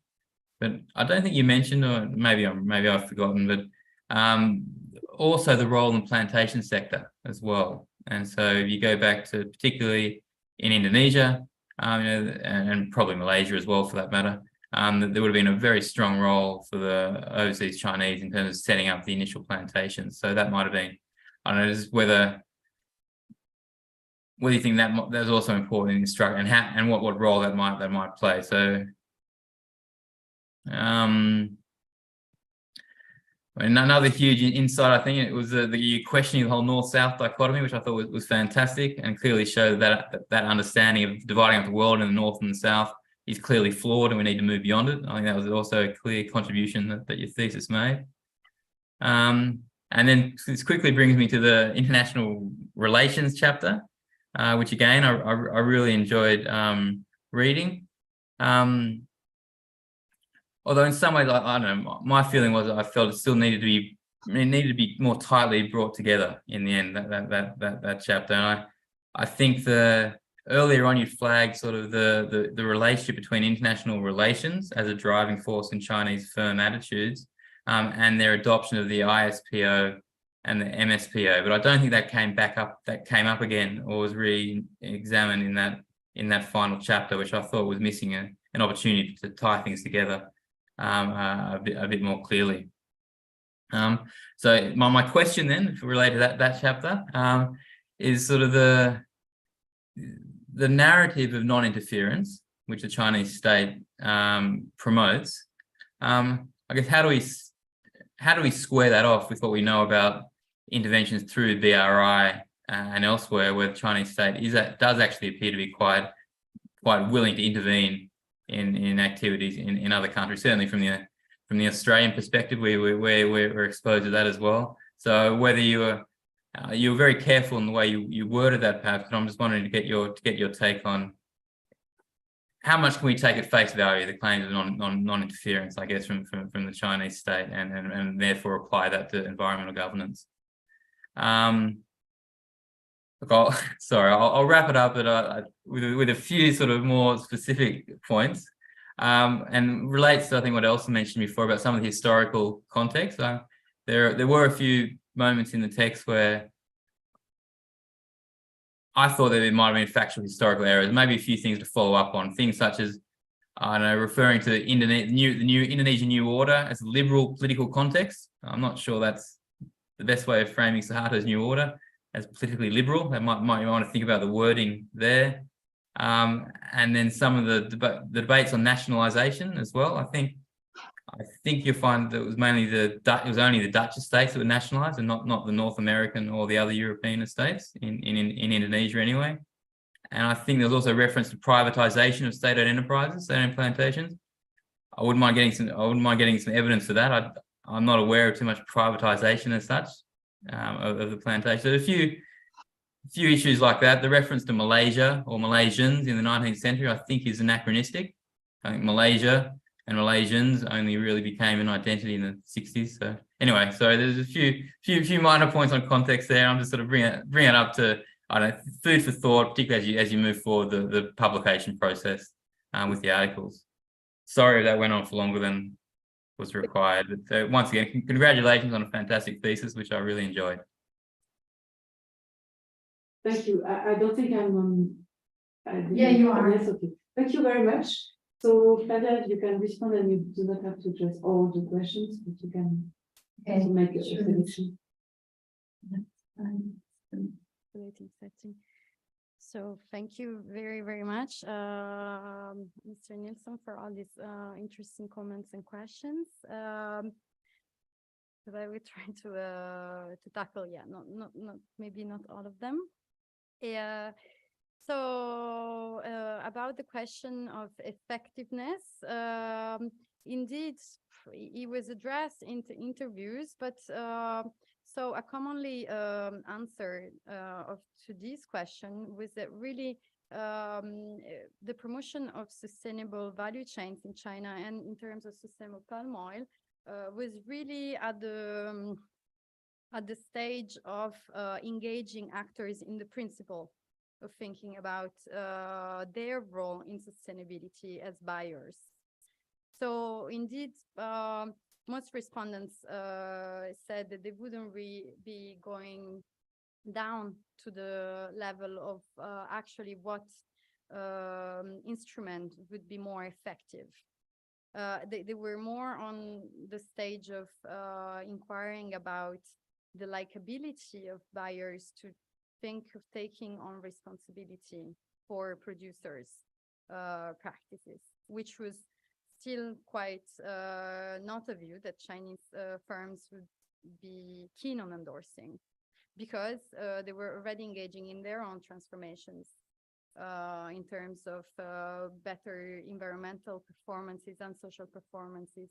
So as far as I understood, the discussion was still at that stage and not at what tool would be of a higher impact. Then, definitely the matter of timber and palm oil and thus exposure to international markets explain it all. It definitely has a large role in the explanation. But then the idea also of switching to a product for internal consumption, I think, is relevant overall as a overall trend, because Chinese dependency on external markets and in particular on North American and European markets intended as highly profitable markets is really lowering, with diminishing, with domestic central markets acquiring more importance.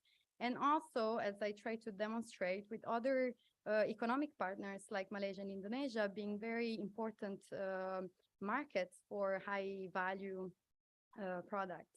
So what this thesis has also shown a little bit is that now maybe Chinese strategies of exports are more on highly technological goods that can be exported to other partners of the global south than on transformed commodities products exported to Europe.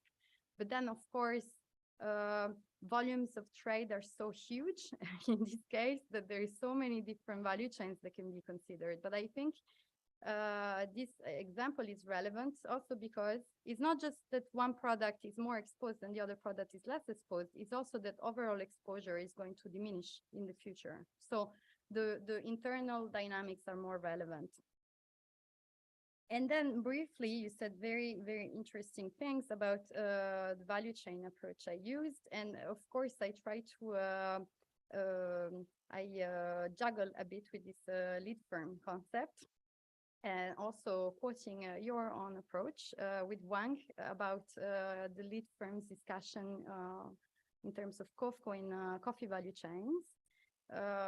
It's saying that really defining what is a lead firm is not easy in global value chain frameworks. In any case, yes, and this has been rethought during revision of the article. I think the analysis of the article also drives to confirm ideas such as bipolar governance, but also multipolar governance, which is more of a Ponte's take on development of GVC governance. And so I would more keen to consider that the rise of Chinese markets is driving towards a more multipolar governance, where there is not anymore just a small group of lead firms leading, but rather different poles, especially because they are embedded. That's also what I try to say. Also, non-corporate, other non-corporate actors are going to have more power in these value chains. And so, of course, yes, there's been a criticism of the framework overall, but of course, like if we think that this that the explicatory role of corporate power in the lead firms is watered down, of course the framework has less explicatory power, right, of dynamics, but at the same time it does add, I think, a non-state dimension in international relations, which is very important and relevant today. So for now, I think it's still as a GVC analysis still makes sense in this international trade, but more multipolar governance can be considered. And so maybe just briefly about the Chinese overseas. So of course, the issue of Chinese overseas as planters is also very interesting. And I think it really shows how this division of economic power as a strong strong historical legacy in colonial policies. Because at least in Malaysia, which is the country I focused on, the British colonial power had the ethnic division of rights or participation in the economy of agricultural production, thereby highly limiting the possibilities of ethnic Malaysians, that's what were defined by the colonial power, to grow agricultural production for export, and allowing only Chinese ethnic population, which was also a definition of the British colonial power, to actually grow rubber and later palm oil. However, this thesis is really concentrated on the middle and the downstream of the value chain, thereby also setting out of the scope of the analysis more domestic trends in Malaysia and Indonesia, and also concerning the side of production. But I think that, of course, this colonial division of land rights and production rights were then fundamental for trading and refining groups of Chinese overseas to develop in this sector. I don't know if I can still go on or...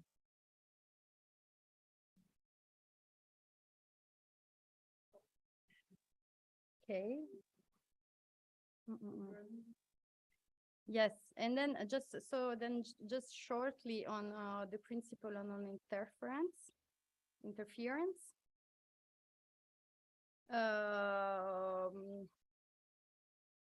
So I think that the analysis of the third chapter did not attempt to justify the use of the principle of non-interference as something, how to say, as something rightful. And I think that, of course, stating this principle of non-interference as its own contradictions, as by the way, also have some principle like the French defense of human rights or United States defense of human rights that can be always forgotten when coup d'etat is sponsored, for example, or when United States Army decide to make an invasion. So I think it's common of principle in international relations to be developed in deep contradiction.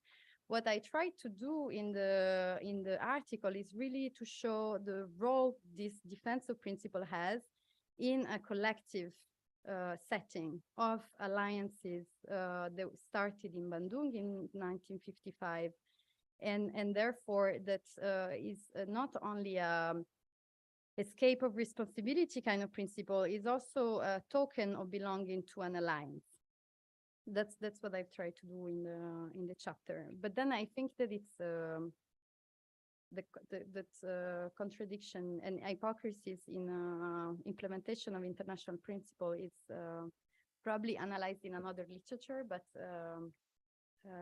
quite common.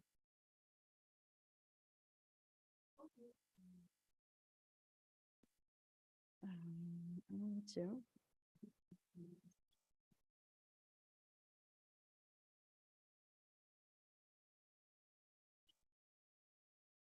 Thank you very much. Can you hear me? Good. Yes, okay, great. So I will now give the floor to Vishen. Sorry? Yeah, thank you. Can everyone hear me? Yes. Okay, good. Thank you so much. First of all, I want to say it's my great pleasure and honor to be examiner of this thesis, and also I really enjoy reading this thesis. So thank you, Flavia. So given that I'm probably the last speaker, so I'll try to keep my my questions or comments brief and sweet.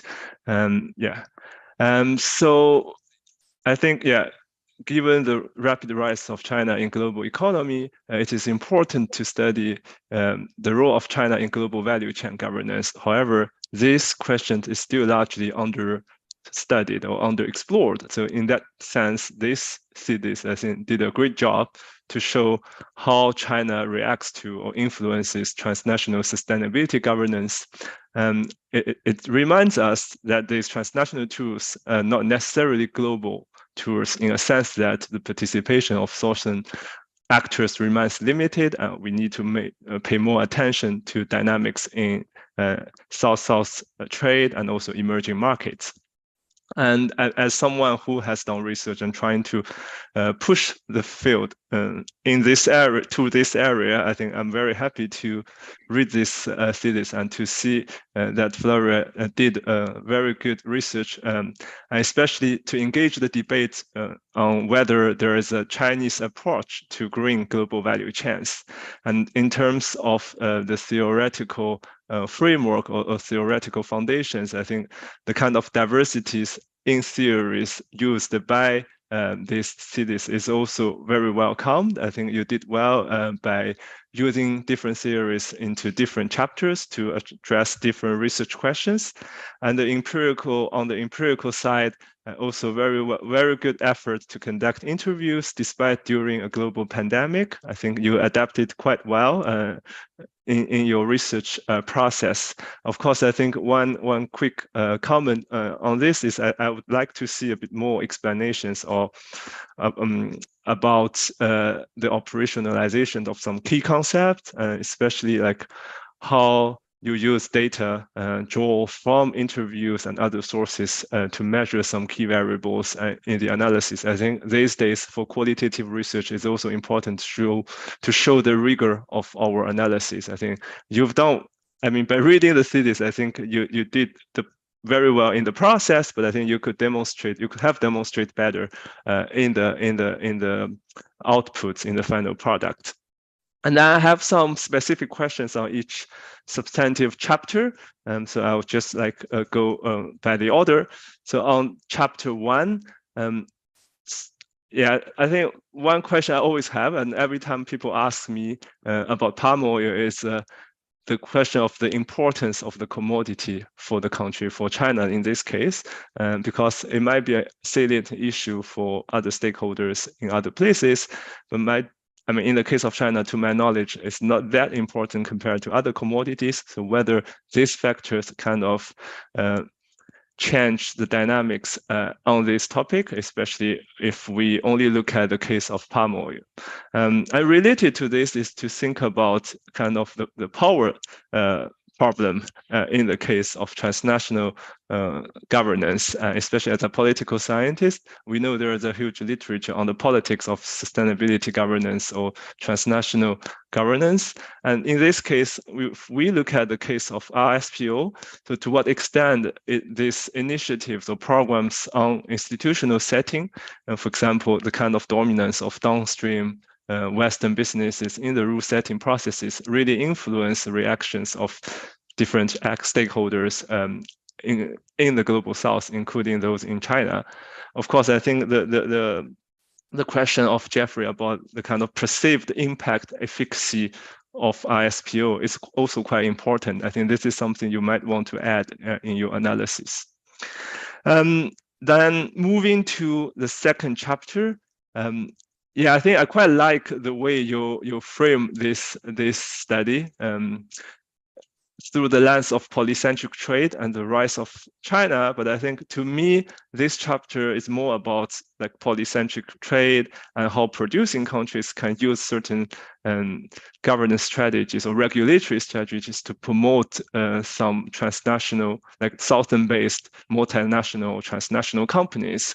So I think the question is really to think about the time dimension, to look at how these Southeastern Asian multinational companies emerged in the first instance.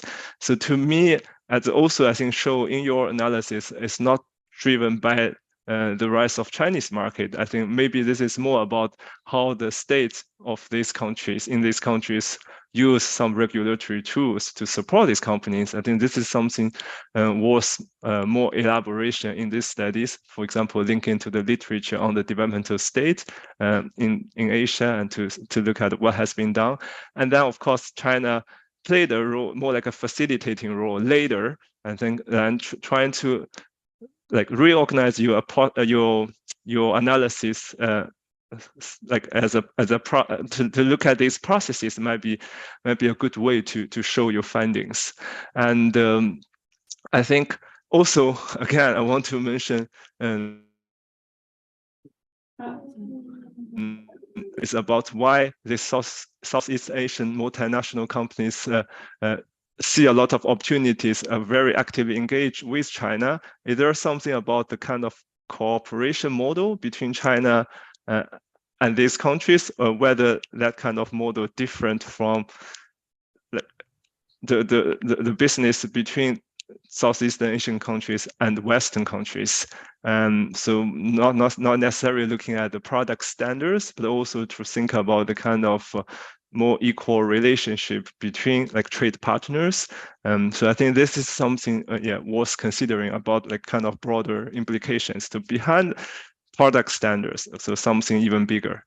And then I think the last point is on the kind of your finding on the lack of lead firm. So I was just wondering how representative is the case of palm oil, because I think it might be quite interesting to see this is not only in palm oil case, it might be also in other commodities, but it might be also not the case. So I think having a discussion on that can be helpful. And now I think let's move to the third chapters. Yeah, I think because I have also an IPE background, international relations background, I quite like the kind of the way you frame this chapter. But I think if we try to connect more to the literature on transnational governance, so it's not surprising to see that states selectively chose different program instruments that they prefer. So it's not a unique strategy to China, especially if you look at the literature on the like forest certification, even in Europe and North America.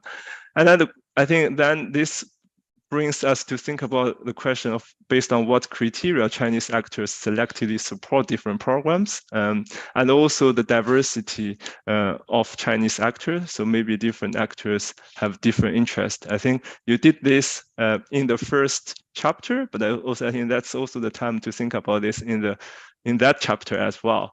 And then I think moving to something even bigger, the bigger picture question is there anything else which makes China's strategy qualitatively different from the other states or the Western states? I think you mentioned about the principle of non-interference and non-conditionality, and this is something I think worth elaborating to think about if these principles really influence the kind of the model that China trying to develop or has developed in engaging with transnational governance tools or in like reshaping global or transnational governance. And then I think if there are any kind of dynamics in that respect, I think the question is really about kind of legitimacy. So what are the tools that are more legitimate for different actors or for global audiences? So that's for the third chapter. And then I think to sum up, I just want to first congratulate again. I think this is a very well written thesis and very carefully conducted study. But I think I would always remind you to think about the broader implications of your research and also always beyond the case that you look at. And I think I heard some interesting comments about the relationship or the interactions between Western actors and China. I think this always reminds me this big picture question is how, especially given the current political or geopolitical environment, so how Western actors and Chinese actors can engage each other for global development. There seems, I mean, in the political rhetoric of today, there seem less and less opportunities for cooperation between China and the West and more competition. But also you mentioned at the end about a kind of trilateral cooperation. Here we always have to think about the other countries. It can be like producing countries. So not only in the game of like big powers. So I think something to think about. Maybe also your next research can be about that topic. Of course, I think this is something I found very fascinating. So that's why I want to raise here to end my my feedback. So I'll stop here. Thank you very much. Thank you. Flavia.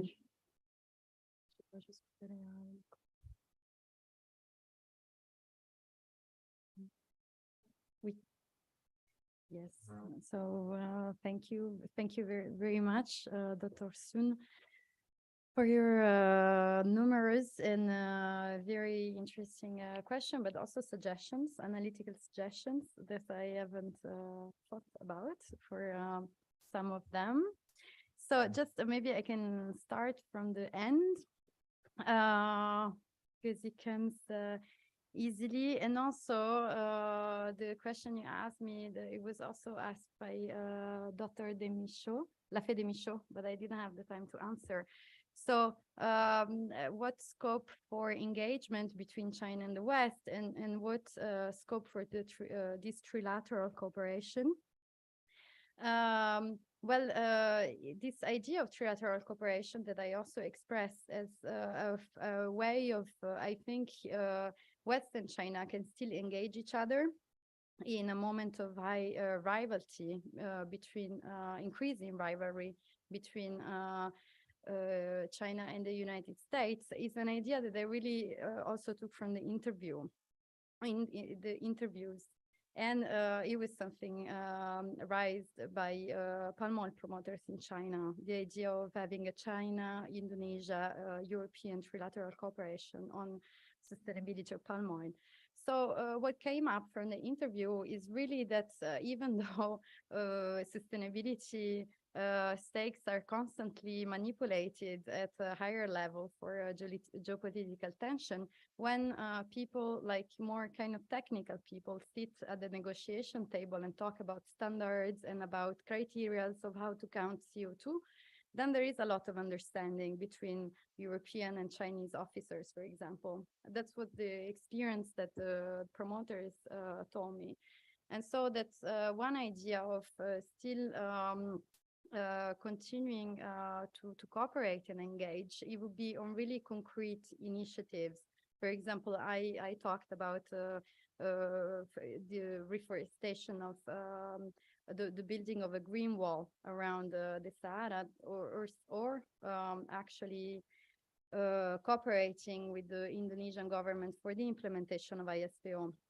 This could be very concrete initiatives in which cooperation could be resumed in a moment of high tension, and I think the actors also believed in it. And then thank you for this idea of suggesting that it's the institutional design of RSPO that maybe influenced the actors' responses. I didn't take it in consideration, but I think it might be interesting catch. And of course, I did not use a comparative method between different case studies as you have done in your research. And I have tried, nevertheless, to do so a little bit with timber. But so the idea with this thesis, it was really to use a case study with an exploratory approach to try to develop some keys of understanding of under research complexity. So I decided to use only one case study, and of course recognizing the limits of its failed comparison that might be interesting in the future. But I still think that in its singularity, some exploratory factors can emerge from a single qualitative case study. And so about the relative importance of palm oil, as you said, that's true. There was on the one side the challenge, the fact that palm oil is not the object of high preoccupation in China for lots of reasons, because soy is so much more in the political center of attention. However, I think that this somehow also facilitated the research, because being it not a politically sensitive issue, it was easy to discuss about. I think the fact that it's not a politically sensitive commodity might be an advantage, both for palm oil and for palm oil research, because in a system like the Chinese systems, in which there might be interviewees that are wary to answer or to develop certain arguments, then palm oil might have less of a burden. And in fact, paradoxically, I found the Chinese respondents much more open to discuss of this topic than the Malaysian counterparts, because sustainability of palm oil is so highly politicized in Malaysia that there was much more tension and actors' expectations about my approaches and my questions. And then just briefly about the Southeast Asian TNC's rise and their being overseas Chinese. So you have said, is it the market that have driven the rise of these firms, or is it maybe developmental states? I think I have tried to position myself in this debate in the second chapter. Indeed, I did say in the review of the literature that that at least a trend of concentration between suppliers is definitely attributed to developmental state policies. But then I guess the real question there was, can these firms do a scale jump thanks to southern markets? So it's not to neglect the role of developmental states, but it's to say developmental states plus markets, can these firms then become global lead firms? I think that was the starting question of the chapter. But then the analysis showed, I guess, that what was the intention of the analysis was to show that the rise of China is not recent for these firms, and it's not only about the market. And so the developmental policies plus the opening of China already in the 70s.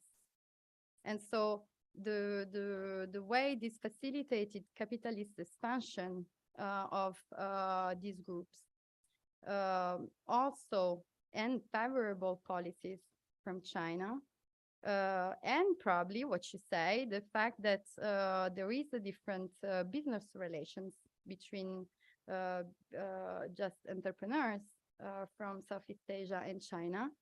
Then also these are set of factors that is usually neglected in global value chain analysis on the rights of suppliers, I think could be included in the analysis for the matter of these firms.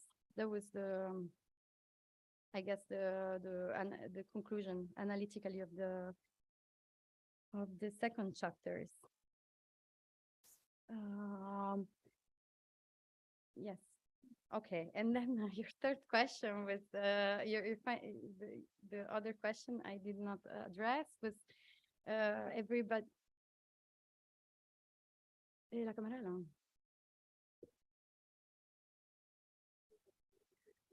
Je sais, mais c'est un peu bizarre de parler comme ça. Je peux essayer. Sorry, just they were telling me to look at the camera, but it's a bit like so high. So maybe I can look at you at that screen. So about the fact that everybody, you say that it's common in international relations to adopt programs selectively. And I agree. And also this has been re-elaborated in the publication version of the chapter. Maybe the real finding of this chapter is not the selective approach, but rather how indeed the conundrum of interests. So the conundrum between choosing of two factors, either economic expansion or political integration, is developing towards an integration for China. I guess that's the main finding of this chapter, is that in fact what is the factors leading China to select. Maybe before this selection would have been more ambivalent because of contrasting drives, but now these drives are less contrasting because allies of the global south are more important economic partners, and so integrating in these allies is becoming a stronger factor for defining the selective approach of China to norms. That's, I guess, the finding of the chapter. Okay. Yes. Thank you very much. I think I will now give the floor myself. Okay, wait, did I put you on audio? Thank you. So I want to say first, thank you for inviting me to participate in this committee. It was, I first met Flavia when she followed one of my classes in qualitative methods, and she stood out as a very passionate and interested student, and we had started a very stimulating conversation. So I was happy to see how your research has developed, and I'm glad to be given this opportunity to engage in this discussion. And I think there's already a very nice, good tradition of research on standard and global value chain here at CIRAD, and your thesis is really very high quality and very interesting addition to this flow of research which has been developed over the years. And it's also very interesting because the topic is, it's been said before, but it's quite fascinating and it remains understudied. And I think it challenges a lot of our assumptions in how we've been thinking about the global economy. And so, and probably, I guess you were also able to build up on this, all this past research accumulated to sort of explore this these new steps in the unknown of what's going on now, and RGBCs, LGBTs, and and how is this whole north-south situation and the standard situation also evolving. So I think your work is very well written and it's very clear and it's well problematized, and you have this capacity to capture very many different angles of the topics and to distinguish, the role of these foreign firms in China and the whole rationale of how they operate, and as well with the Chinese government as well, and then the Chinese firms and neighboring countries. And so you bring in a lot of diversity, and I think you do a really good job at, I was thinking about that just listening to your last response. You're very good at building a form of what I would call the blurred coherence, because it's very coherent, and so it strikes you as, oh, there's really something there, and so there are many moments in your work where I thought it was really super interesting, and I learned a lot from it. And at the same time, I always had the frustrations in terms of how exactly can I grasp this idea. You know, it's a sort of blur. Like, and I think Elsa in her report did a really good job at pointing out, you know, the very good qualities, but also the frustrations we might get in you in terms of how you write, because yeah, you embrace, you set very broad general level, and many of the things you say would require much more fine-grained, detailed analysis of how the standards compare to each other, and exactly how you weight all these different moments of change that you articulate together, and so that was a bit on some of the a bit of a frustration in reading you, and so it's because of that, in a way, in terms of how you construct your results, it's also sometimes difficult to see what is the nature of your contribution to which literature. And then sometimes it reads more like an essay where you have very nice views, interesting views, and enriching views, but still presented as views more than results that exactly contribute to and answer that and that precise arguments made by other writers. So yeah, this being said, as I mentioned, I really enjoyed reading it, and I mainly have a few comments that I mainly want to engage in a conversation with you here, and to sort of give you, how I read your results, or what thought it triggered, how the kind of stimulation I got, and to bounce that back to you and see, you tell me whether you think that makes sense, or how, yeah, in your own way of thinking. And it's what I found overall, what I found really interesting is how can we think of this articulation between them, either the north and south, or the lead firms, the buyer's hand, and the producer hand of the value chain. And so my first question or comment would be on the first paper, when you analyze the position regarding standards. And so again, I think it's really fascinating the way you show how the poor reception of the RSPO in China, but then the specific niches using it, and then also the alternative strategies.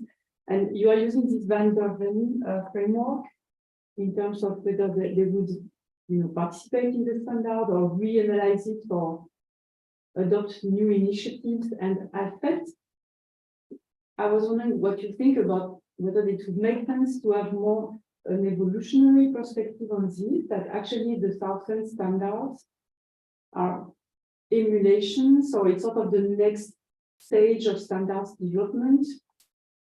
And it mirrors a bit what I want to say about the evolution of global value chains. But yes, it's stage one, we have this Western-driven standards emerging. And then when we look at how China is playing with this, and the alternatives, in fact, could we see that more as a continuation? The fact that the rise of these other standards are almost a consequence, of the initial emergence of the first Western-driven standards. So it would not be so much a question of you go in it or you go elsewhere, but more, let's say, a field of standards that evolved, which is being developed and complexified with the addition of new players. And to think more about the complementary spaces and users made of these different standards rather than competing options, even though there is also competitive dynamics between them. I agree with that. So yeah, that would be my first comment on to pick your brain on what do you think about this way of seeing your own results. And on the second paper, I think the bottom line of your results is really fascinating, and you show. I really like the way the story you put together about the rise of Southeast Asian producers, starting, if I understood properly, from the plantation, then into processing and refining and expanding the refining in different regions of the world, and also how the Chinese diaspora is sort of linking different aspects of it. And so the question I had, because the first round of research we had on this final responsible roundtable and initiative, we don't see at all that story of rising power and concentration at the producer end of the upstream of the chains.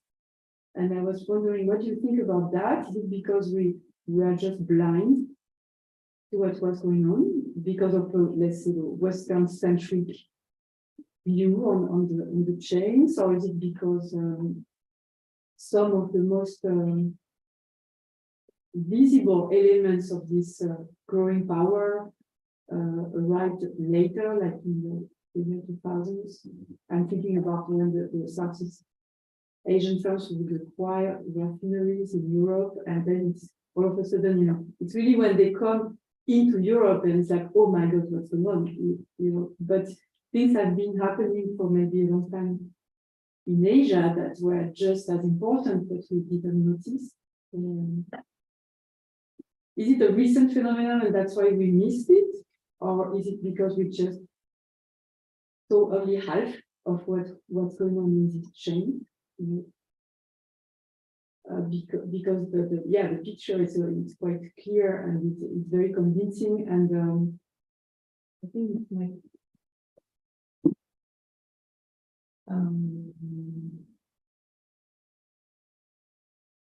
in terms of the theoretical contribution, to me there is something maybe you could engage more with in the literature, that GVCs have really been theorized as being driven by the power of the brands and access to market and what we call immaterial activities, and everything that had to do with the materiality of the chain was just low value and dismissed and externalized and relocated for 2 or 3 decades.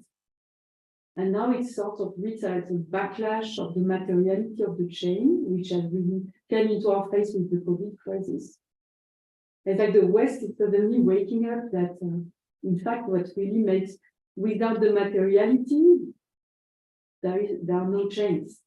And so it's overemphasis of the role of R&D and marketing and brands and all of that. It's sort of, so do you think there is a case to be made that we see the rise of the materiality, the power of materiality in the chains out of your work?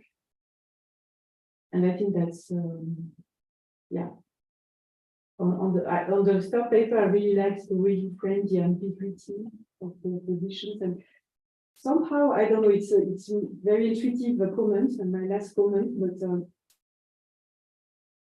I feel that we have ways of thinking about the Chinese strategies, which remain, which are Western-like in the sense that it feels to me that the Western positions are really usually stated very abrupt, in your face, and black or white thing, whereas the Chinese thinking, it's Taoist, or you get this holistic approach that really is built on paradoxes and ambivalence being part of the way you have to understand complex phenomena, and so that's that there is something even that could be theorized in terms of it would be, it seems like a more, you know, less in your face, but more holistic way to, you know, really play with the balance between opposing forces. So you have part in the West and but also in the South, and balance the two, and in how you raise up as a challenge in the power in the world economy. And yeah, the contradictions, it was quite when we talked about the principle of non-interference, but then in the Belt and Road Initiative, there's a lot of power relations of forces between China and the neighboring countries, and we discussed some of that in terms of, okay, we are going to buy some of your agricultural products if you let us build this huge bridge, or the sort of imposition of logic, which seems to be fairly strong with the Belt and Road Initiative. But on the other hand, this principle of non-interference, which is also, you know, used when it's against the West, you know, to take position against the West. And I stop here. And really clear. Really clear and very interesting. Thank you so much for these comments and ideas about further theoretical structuring and engagement. So, for what concerns your first question, can Southern standards be considered as a development and of Northern standard? I think it's a very interesting question, and I have attempted to tackle this question through the hypothesis of reinterpretation, thereby considering, that's also in my conclusive remarks, the idea was really to understand the institutional trajectories of TVSS more broadly as the institutional trajectories of sustainable value chains programs, because we could create, conceptualize an institutional space that includes different initiatives, and see how sustainable value chain initiative evolves in time through different instruments.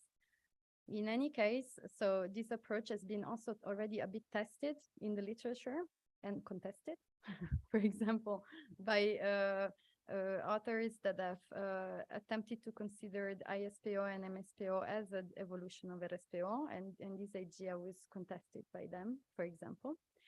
And then also there is another important element, I think, that we should add to this conceptualization, and that drawing from literature about standards, for example, of Hanson and Humphrey, that this non-state, like this multi-stakeholder approach to standards is also a bit typical of transnational standards, which are buyer-driven from consumers in Europe and applied to producers, for example, in the case of palm oil, to producers in Asia. Is not the case of all the standards, because most standards in Europe, for example, like organic certification or a number of other standards, have a high participation of state actors in their development. So we can also say that this exclusion of state actors in developing countries was already an anomaly in terms of development of labels, and it's not the way standards have worked all the time. There is a lot of producers-led and state-inclusive standard making in Europe, for example, and I think that there would be, that's something also came out a lot in the interview, it would have been very contested if some Chinese NGOs would come in Europe to make standards for the sustainability of pig raising in France, for example.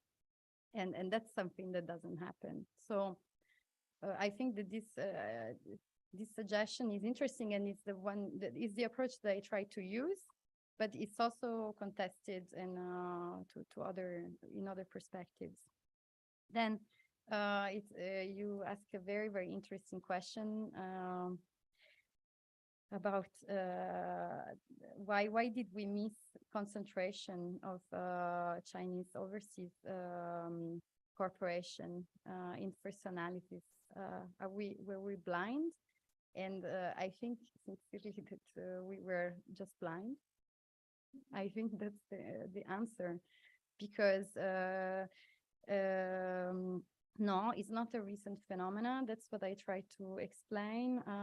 Robert Kwok, which is the founder of Wilmar and other firms in the Kwok group that work on palm oil, started trading commodities to China in the 60s.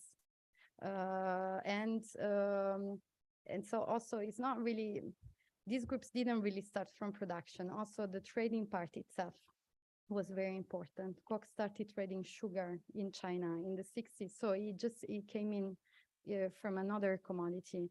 And as shown in the chapter's graph, in fact, the spike of palm oil production that takes place since the 70s and especially the 80s goes as much as into China that as into Europe and India. It's from the beginning of the spike of production, the three markets are very relevant.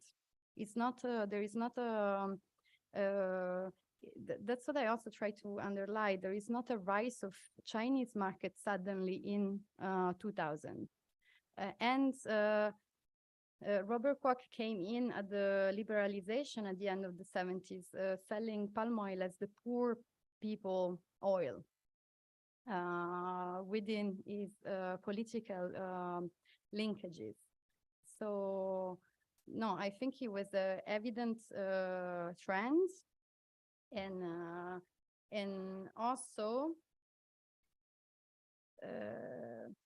so also we could question were there some reasons why this trend was missed. And in fact, really all the processes of promoting sustainability of palm oil in Europe really started when, at least chronologically, when the traders came to buy the refineries in Rotterdam around the same years. So some observers have then questioned whether all this attention on palm oil was not driven by firms outcompeted by these traders, for example, and whether there was a corporate interest of putting the light on palm oil and sustainability as a competing corporate argument from traders, for example, of soy. They were outcompeted. So that's an argument, a discussion that takes place in corporate and environments.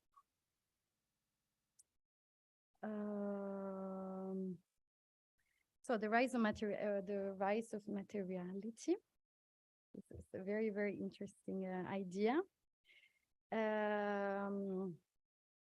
So what I think emerges from the analysis of this chapter is, in any case, as you say, a shift maybe of power from corporate actors that are capable of, as you say, defining non-material signs of the products, for example, the brands, to those actors that have the technological ability to crack molecules, I think. I think that's even, and to make these products available. So I think that maybe more than the production side, that's what I saw in the analysis in this case. A new important, very relevant function is this cracking down of very specific and highly technological products that are derivatives now of lots of commodities. In industrial sectors, they use increasingly biomass for non-food uses. And so, for example, for biofuels or also for making materials. So I think that this is a tendency of palm oil. I try to show how palm oil is then cracked down in very complex products that have high value and that require high capital and technological knowledge that is very specific. And then I think it also concerns other products, increasingly maize, and of course other vegetable oils. So I think that that's something I think I would, rather than see a riser in the producer side, it's really this refining, processing node and their capacities that it might be coming up in the power of the chains. And so your last very, very interesting question about, is it a Chinese way to be ambivalent? So I didn't consider the question, but I put it in the perspectives. I read about it, and there is a literature that in fact explores the Chinese approaches through a study of historical and philosophical roots of norm making. And so in particular, Cartier and Gu have written a book on how Chinese engagement in development cooperation should be understood as in its broader historical and philosophical legacies of having pacts with other countries or making norms itself. So something interesting they're explaining is in fact the historical legacies in China of making norms which are less defined. And also they are documented also contracts that are less defined, that are more, what they say, pragmatic and movable.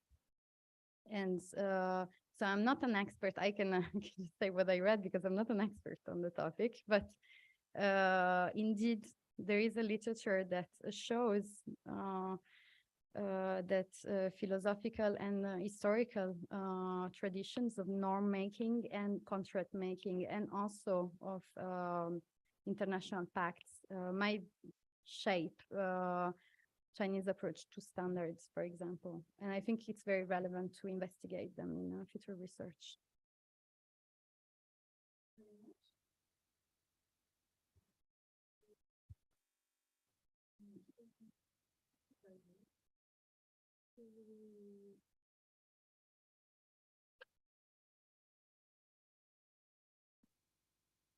Thank you, Florence. So I will just say a few words as a supervisor. So I think with Benoit, we were very lucky to have such an active PhD student, very dedicated to her work, and very efficient in asking and obtaining, I think, most of the time, support. And Benoit has been very involved in the definition of the research topic and also providing the material means for the thesis. And in the first 2 years of the thesis, and I was more involved at the writing stage. So to give an idea of Flavia's skills for organizing herself, she organized regular meetings with me and with a very detailed agenda of what we had to discuss. And after the meetings, she made a very detailed summary and the steps and some suggestions for the next meeting. So this was very useful for her work, but also for me as a supervisor. And she was very efficient in building an academic network with her thesis. She spent some time in Wageningen, discussing, working with Mindy Schneider, for instance, and she made us know the brilliant members of the panel today. So thanks for this, and I hope we will have further collaboration with Jeffrey, Elsa, and Michian, and of course Alain and Florence on these issues of global value chains. And as you saw, she was very efficient in building a network of resource persons whom she interviewed, and she succeeded in obtaining appointments for online interviews with very busy people. So this is a very good achievement, and it reflects a very good relational capacity. And in Moisa, for my group of researchers, her work is important in several ways.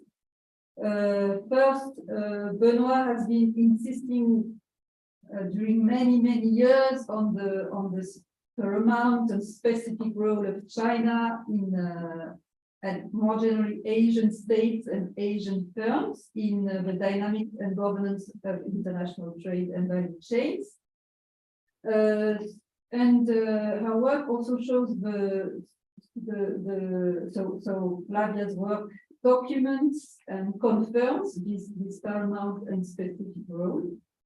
And her work also makes some linkage between global value chain approaches and global production networks approaches, which we did not really know before our work, which are more grounded in geography and a diverse range of actors. So we will do our best to help Flavia publishing papers out of her thesis, and I noted that Jeffrey said that there was really a good scope for publication in good journals. So I will conclude by sincerely thanking all the members of the committee for the very stimulating discussion, and I give the floor to Benoit. Okay. So thank you, Paul. Thank you, Carol. So as a co-supervisor of Flavia PhD and inviting members of the jury, I will be very brief. And moreover, everyone is already very tired. Even Flavia, I can feel old, and it's very late in Sydney already. What time is it in Sydney? No, Jeffrey is in Vietnam. So I'm in Vietnam, so what time is it? Oh, it's very late in Vietnam, so I will be very brief. So let me just first remember a few information about Flavia's PhD story. So I met Flavia Fabiano when she was a student, with already a large experience, professional experience, I guess, in a master course dedicated to sustainable food systems. And I helped her to be recruited in the scientific direction of CIRA to organize a big conference on agri-chain and sustainable development. So she has been involved in these topics for a while. She demonstrates that each occasion great qualities, synthesis capacity, curiosity, and ease in human relations, among many other qualities.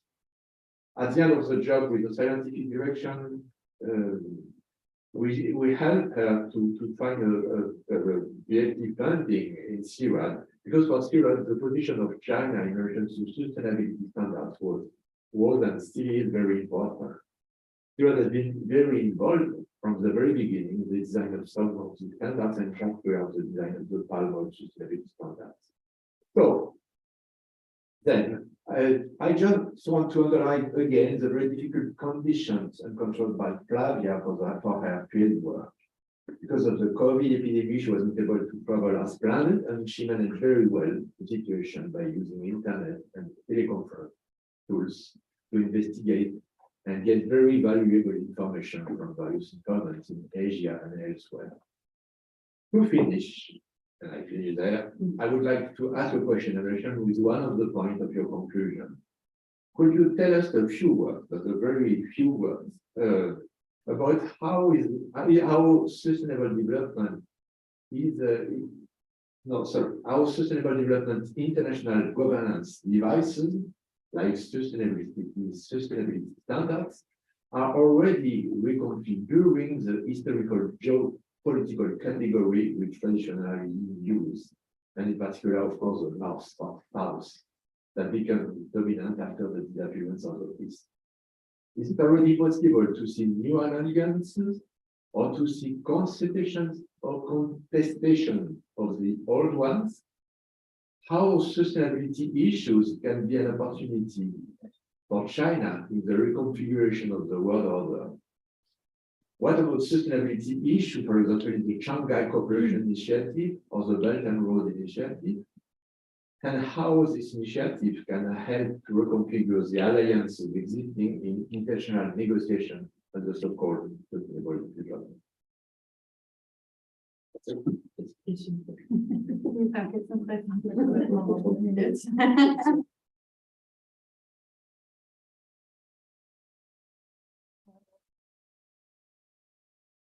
So thank you, Benoit. I will try to respond in very few, very few words. Well, I mean, I guess that this thesis really raised these questions. And I think it's clear to all in the last few months and in political evolution of international crisis that indeed the disintegration of global governance in different zones is really high on the agenda. So what is the role of sustainability going to have on this disintegration zone? I think as scientists, we are not fortune tellers, so I cannot make predictions. I don't think it's something I can do with this thesis.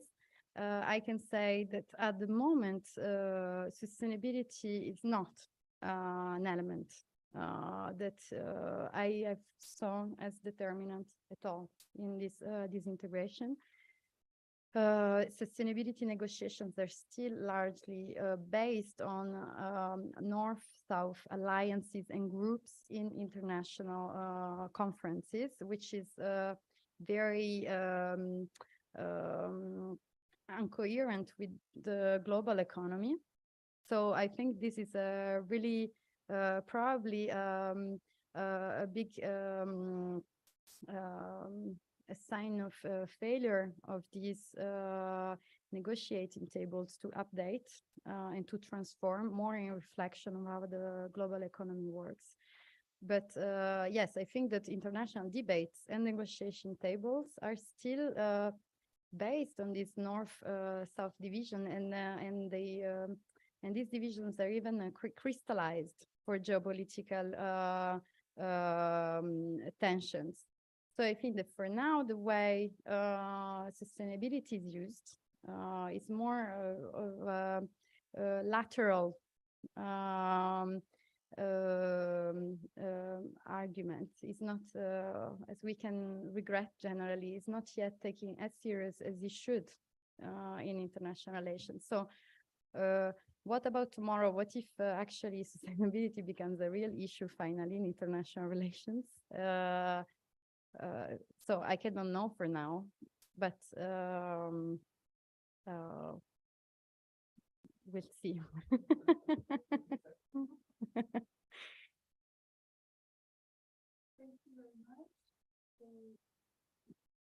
I think that now the committee is going to have a discussion. So yeah, I'm gonna have people in the room to leave for a short moment. I think that the broadcast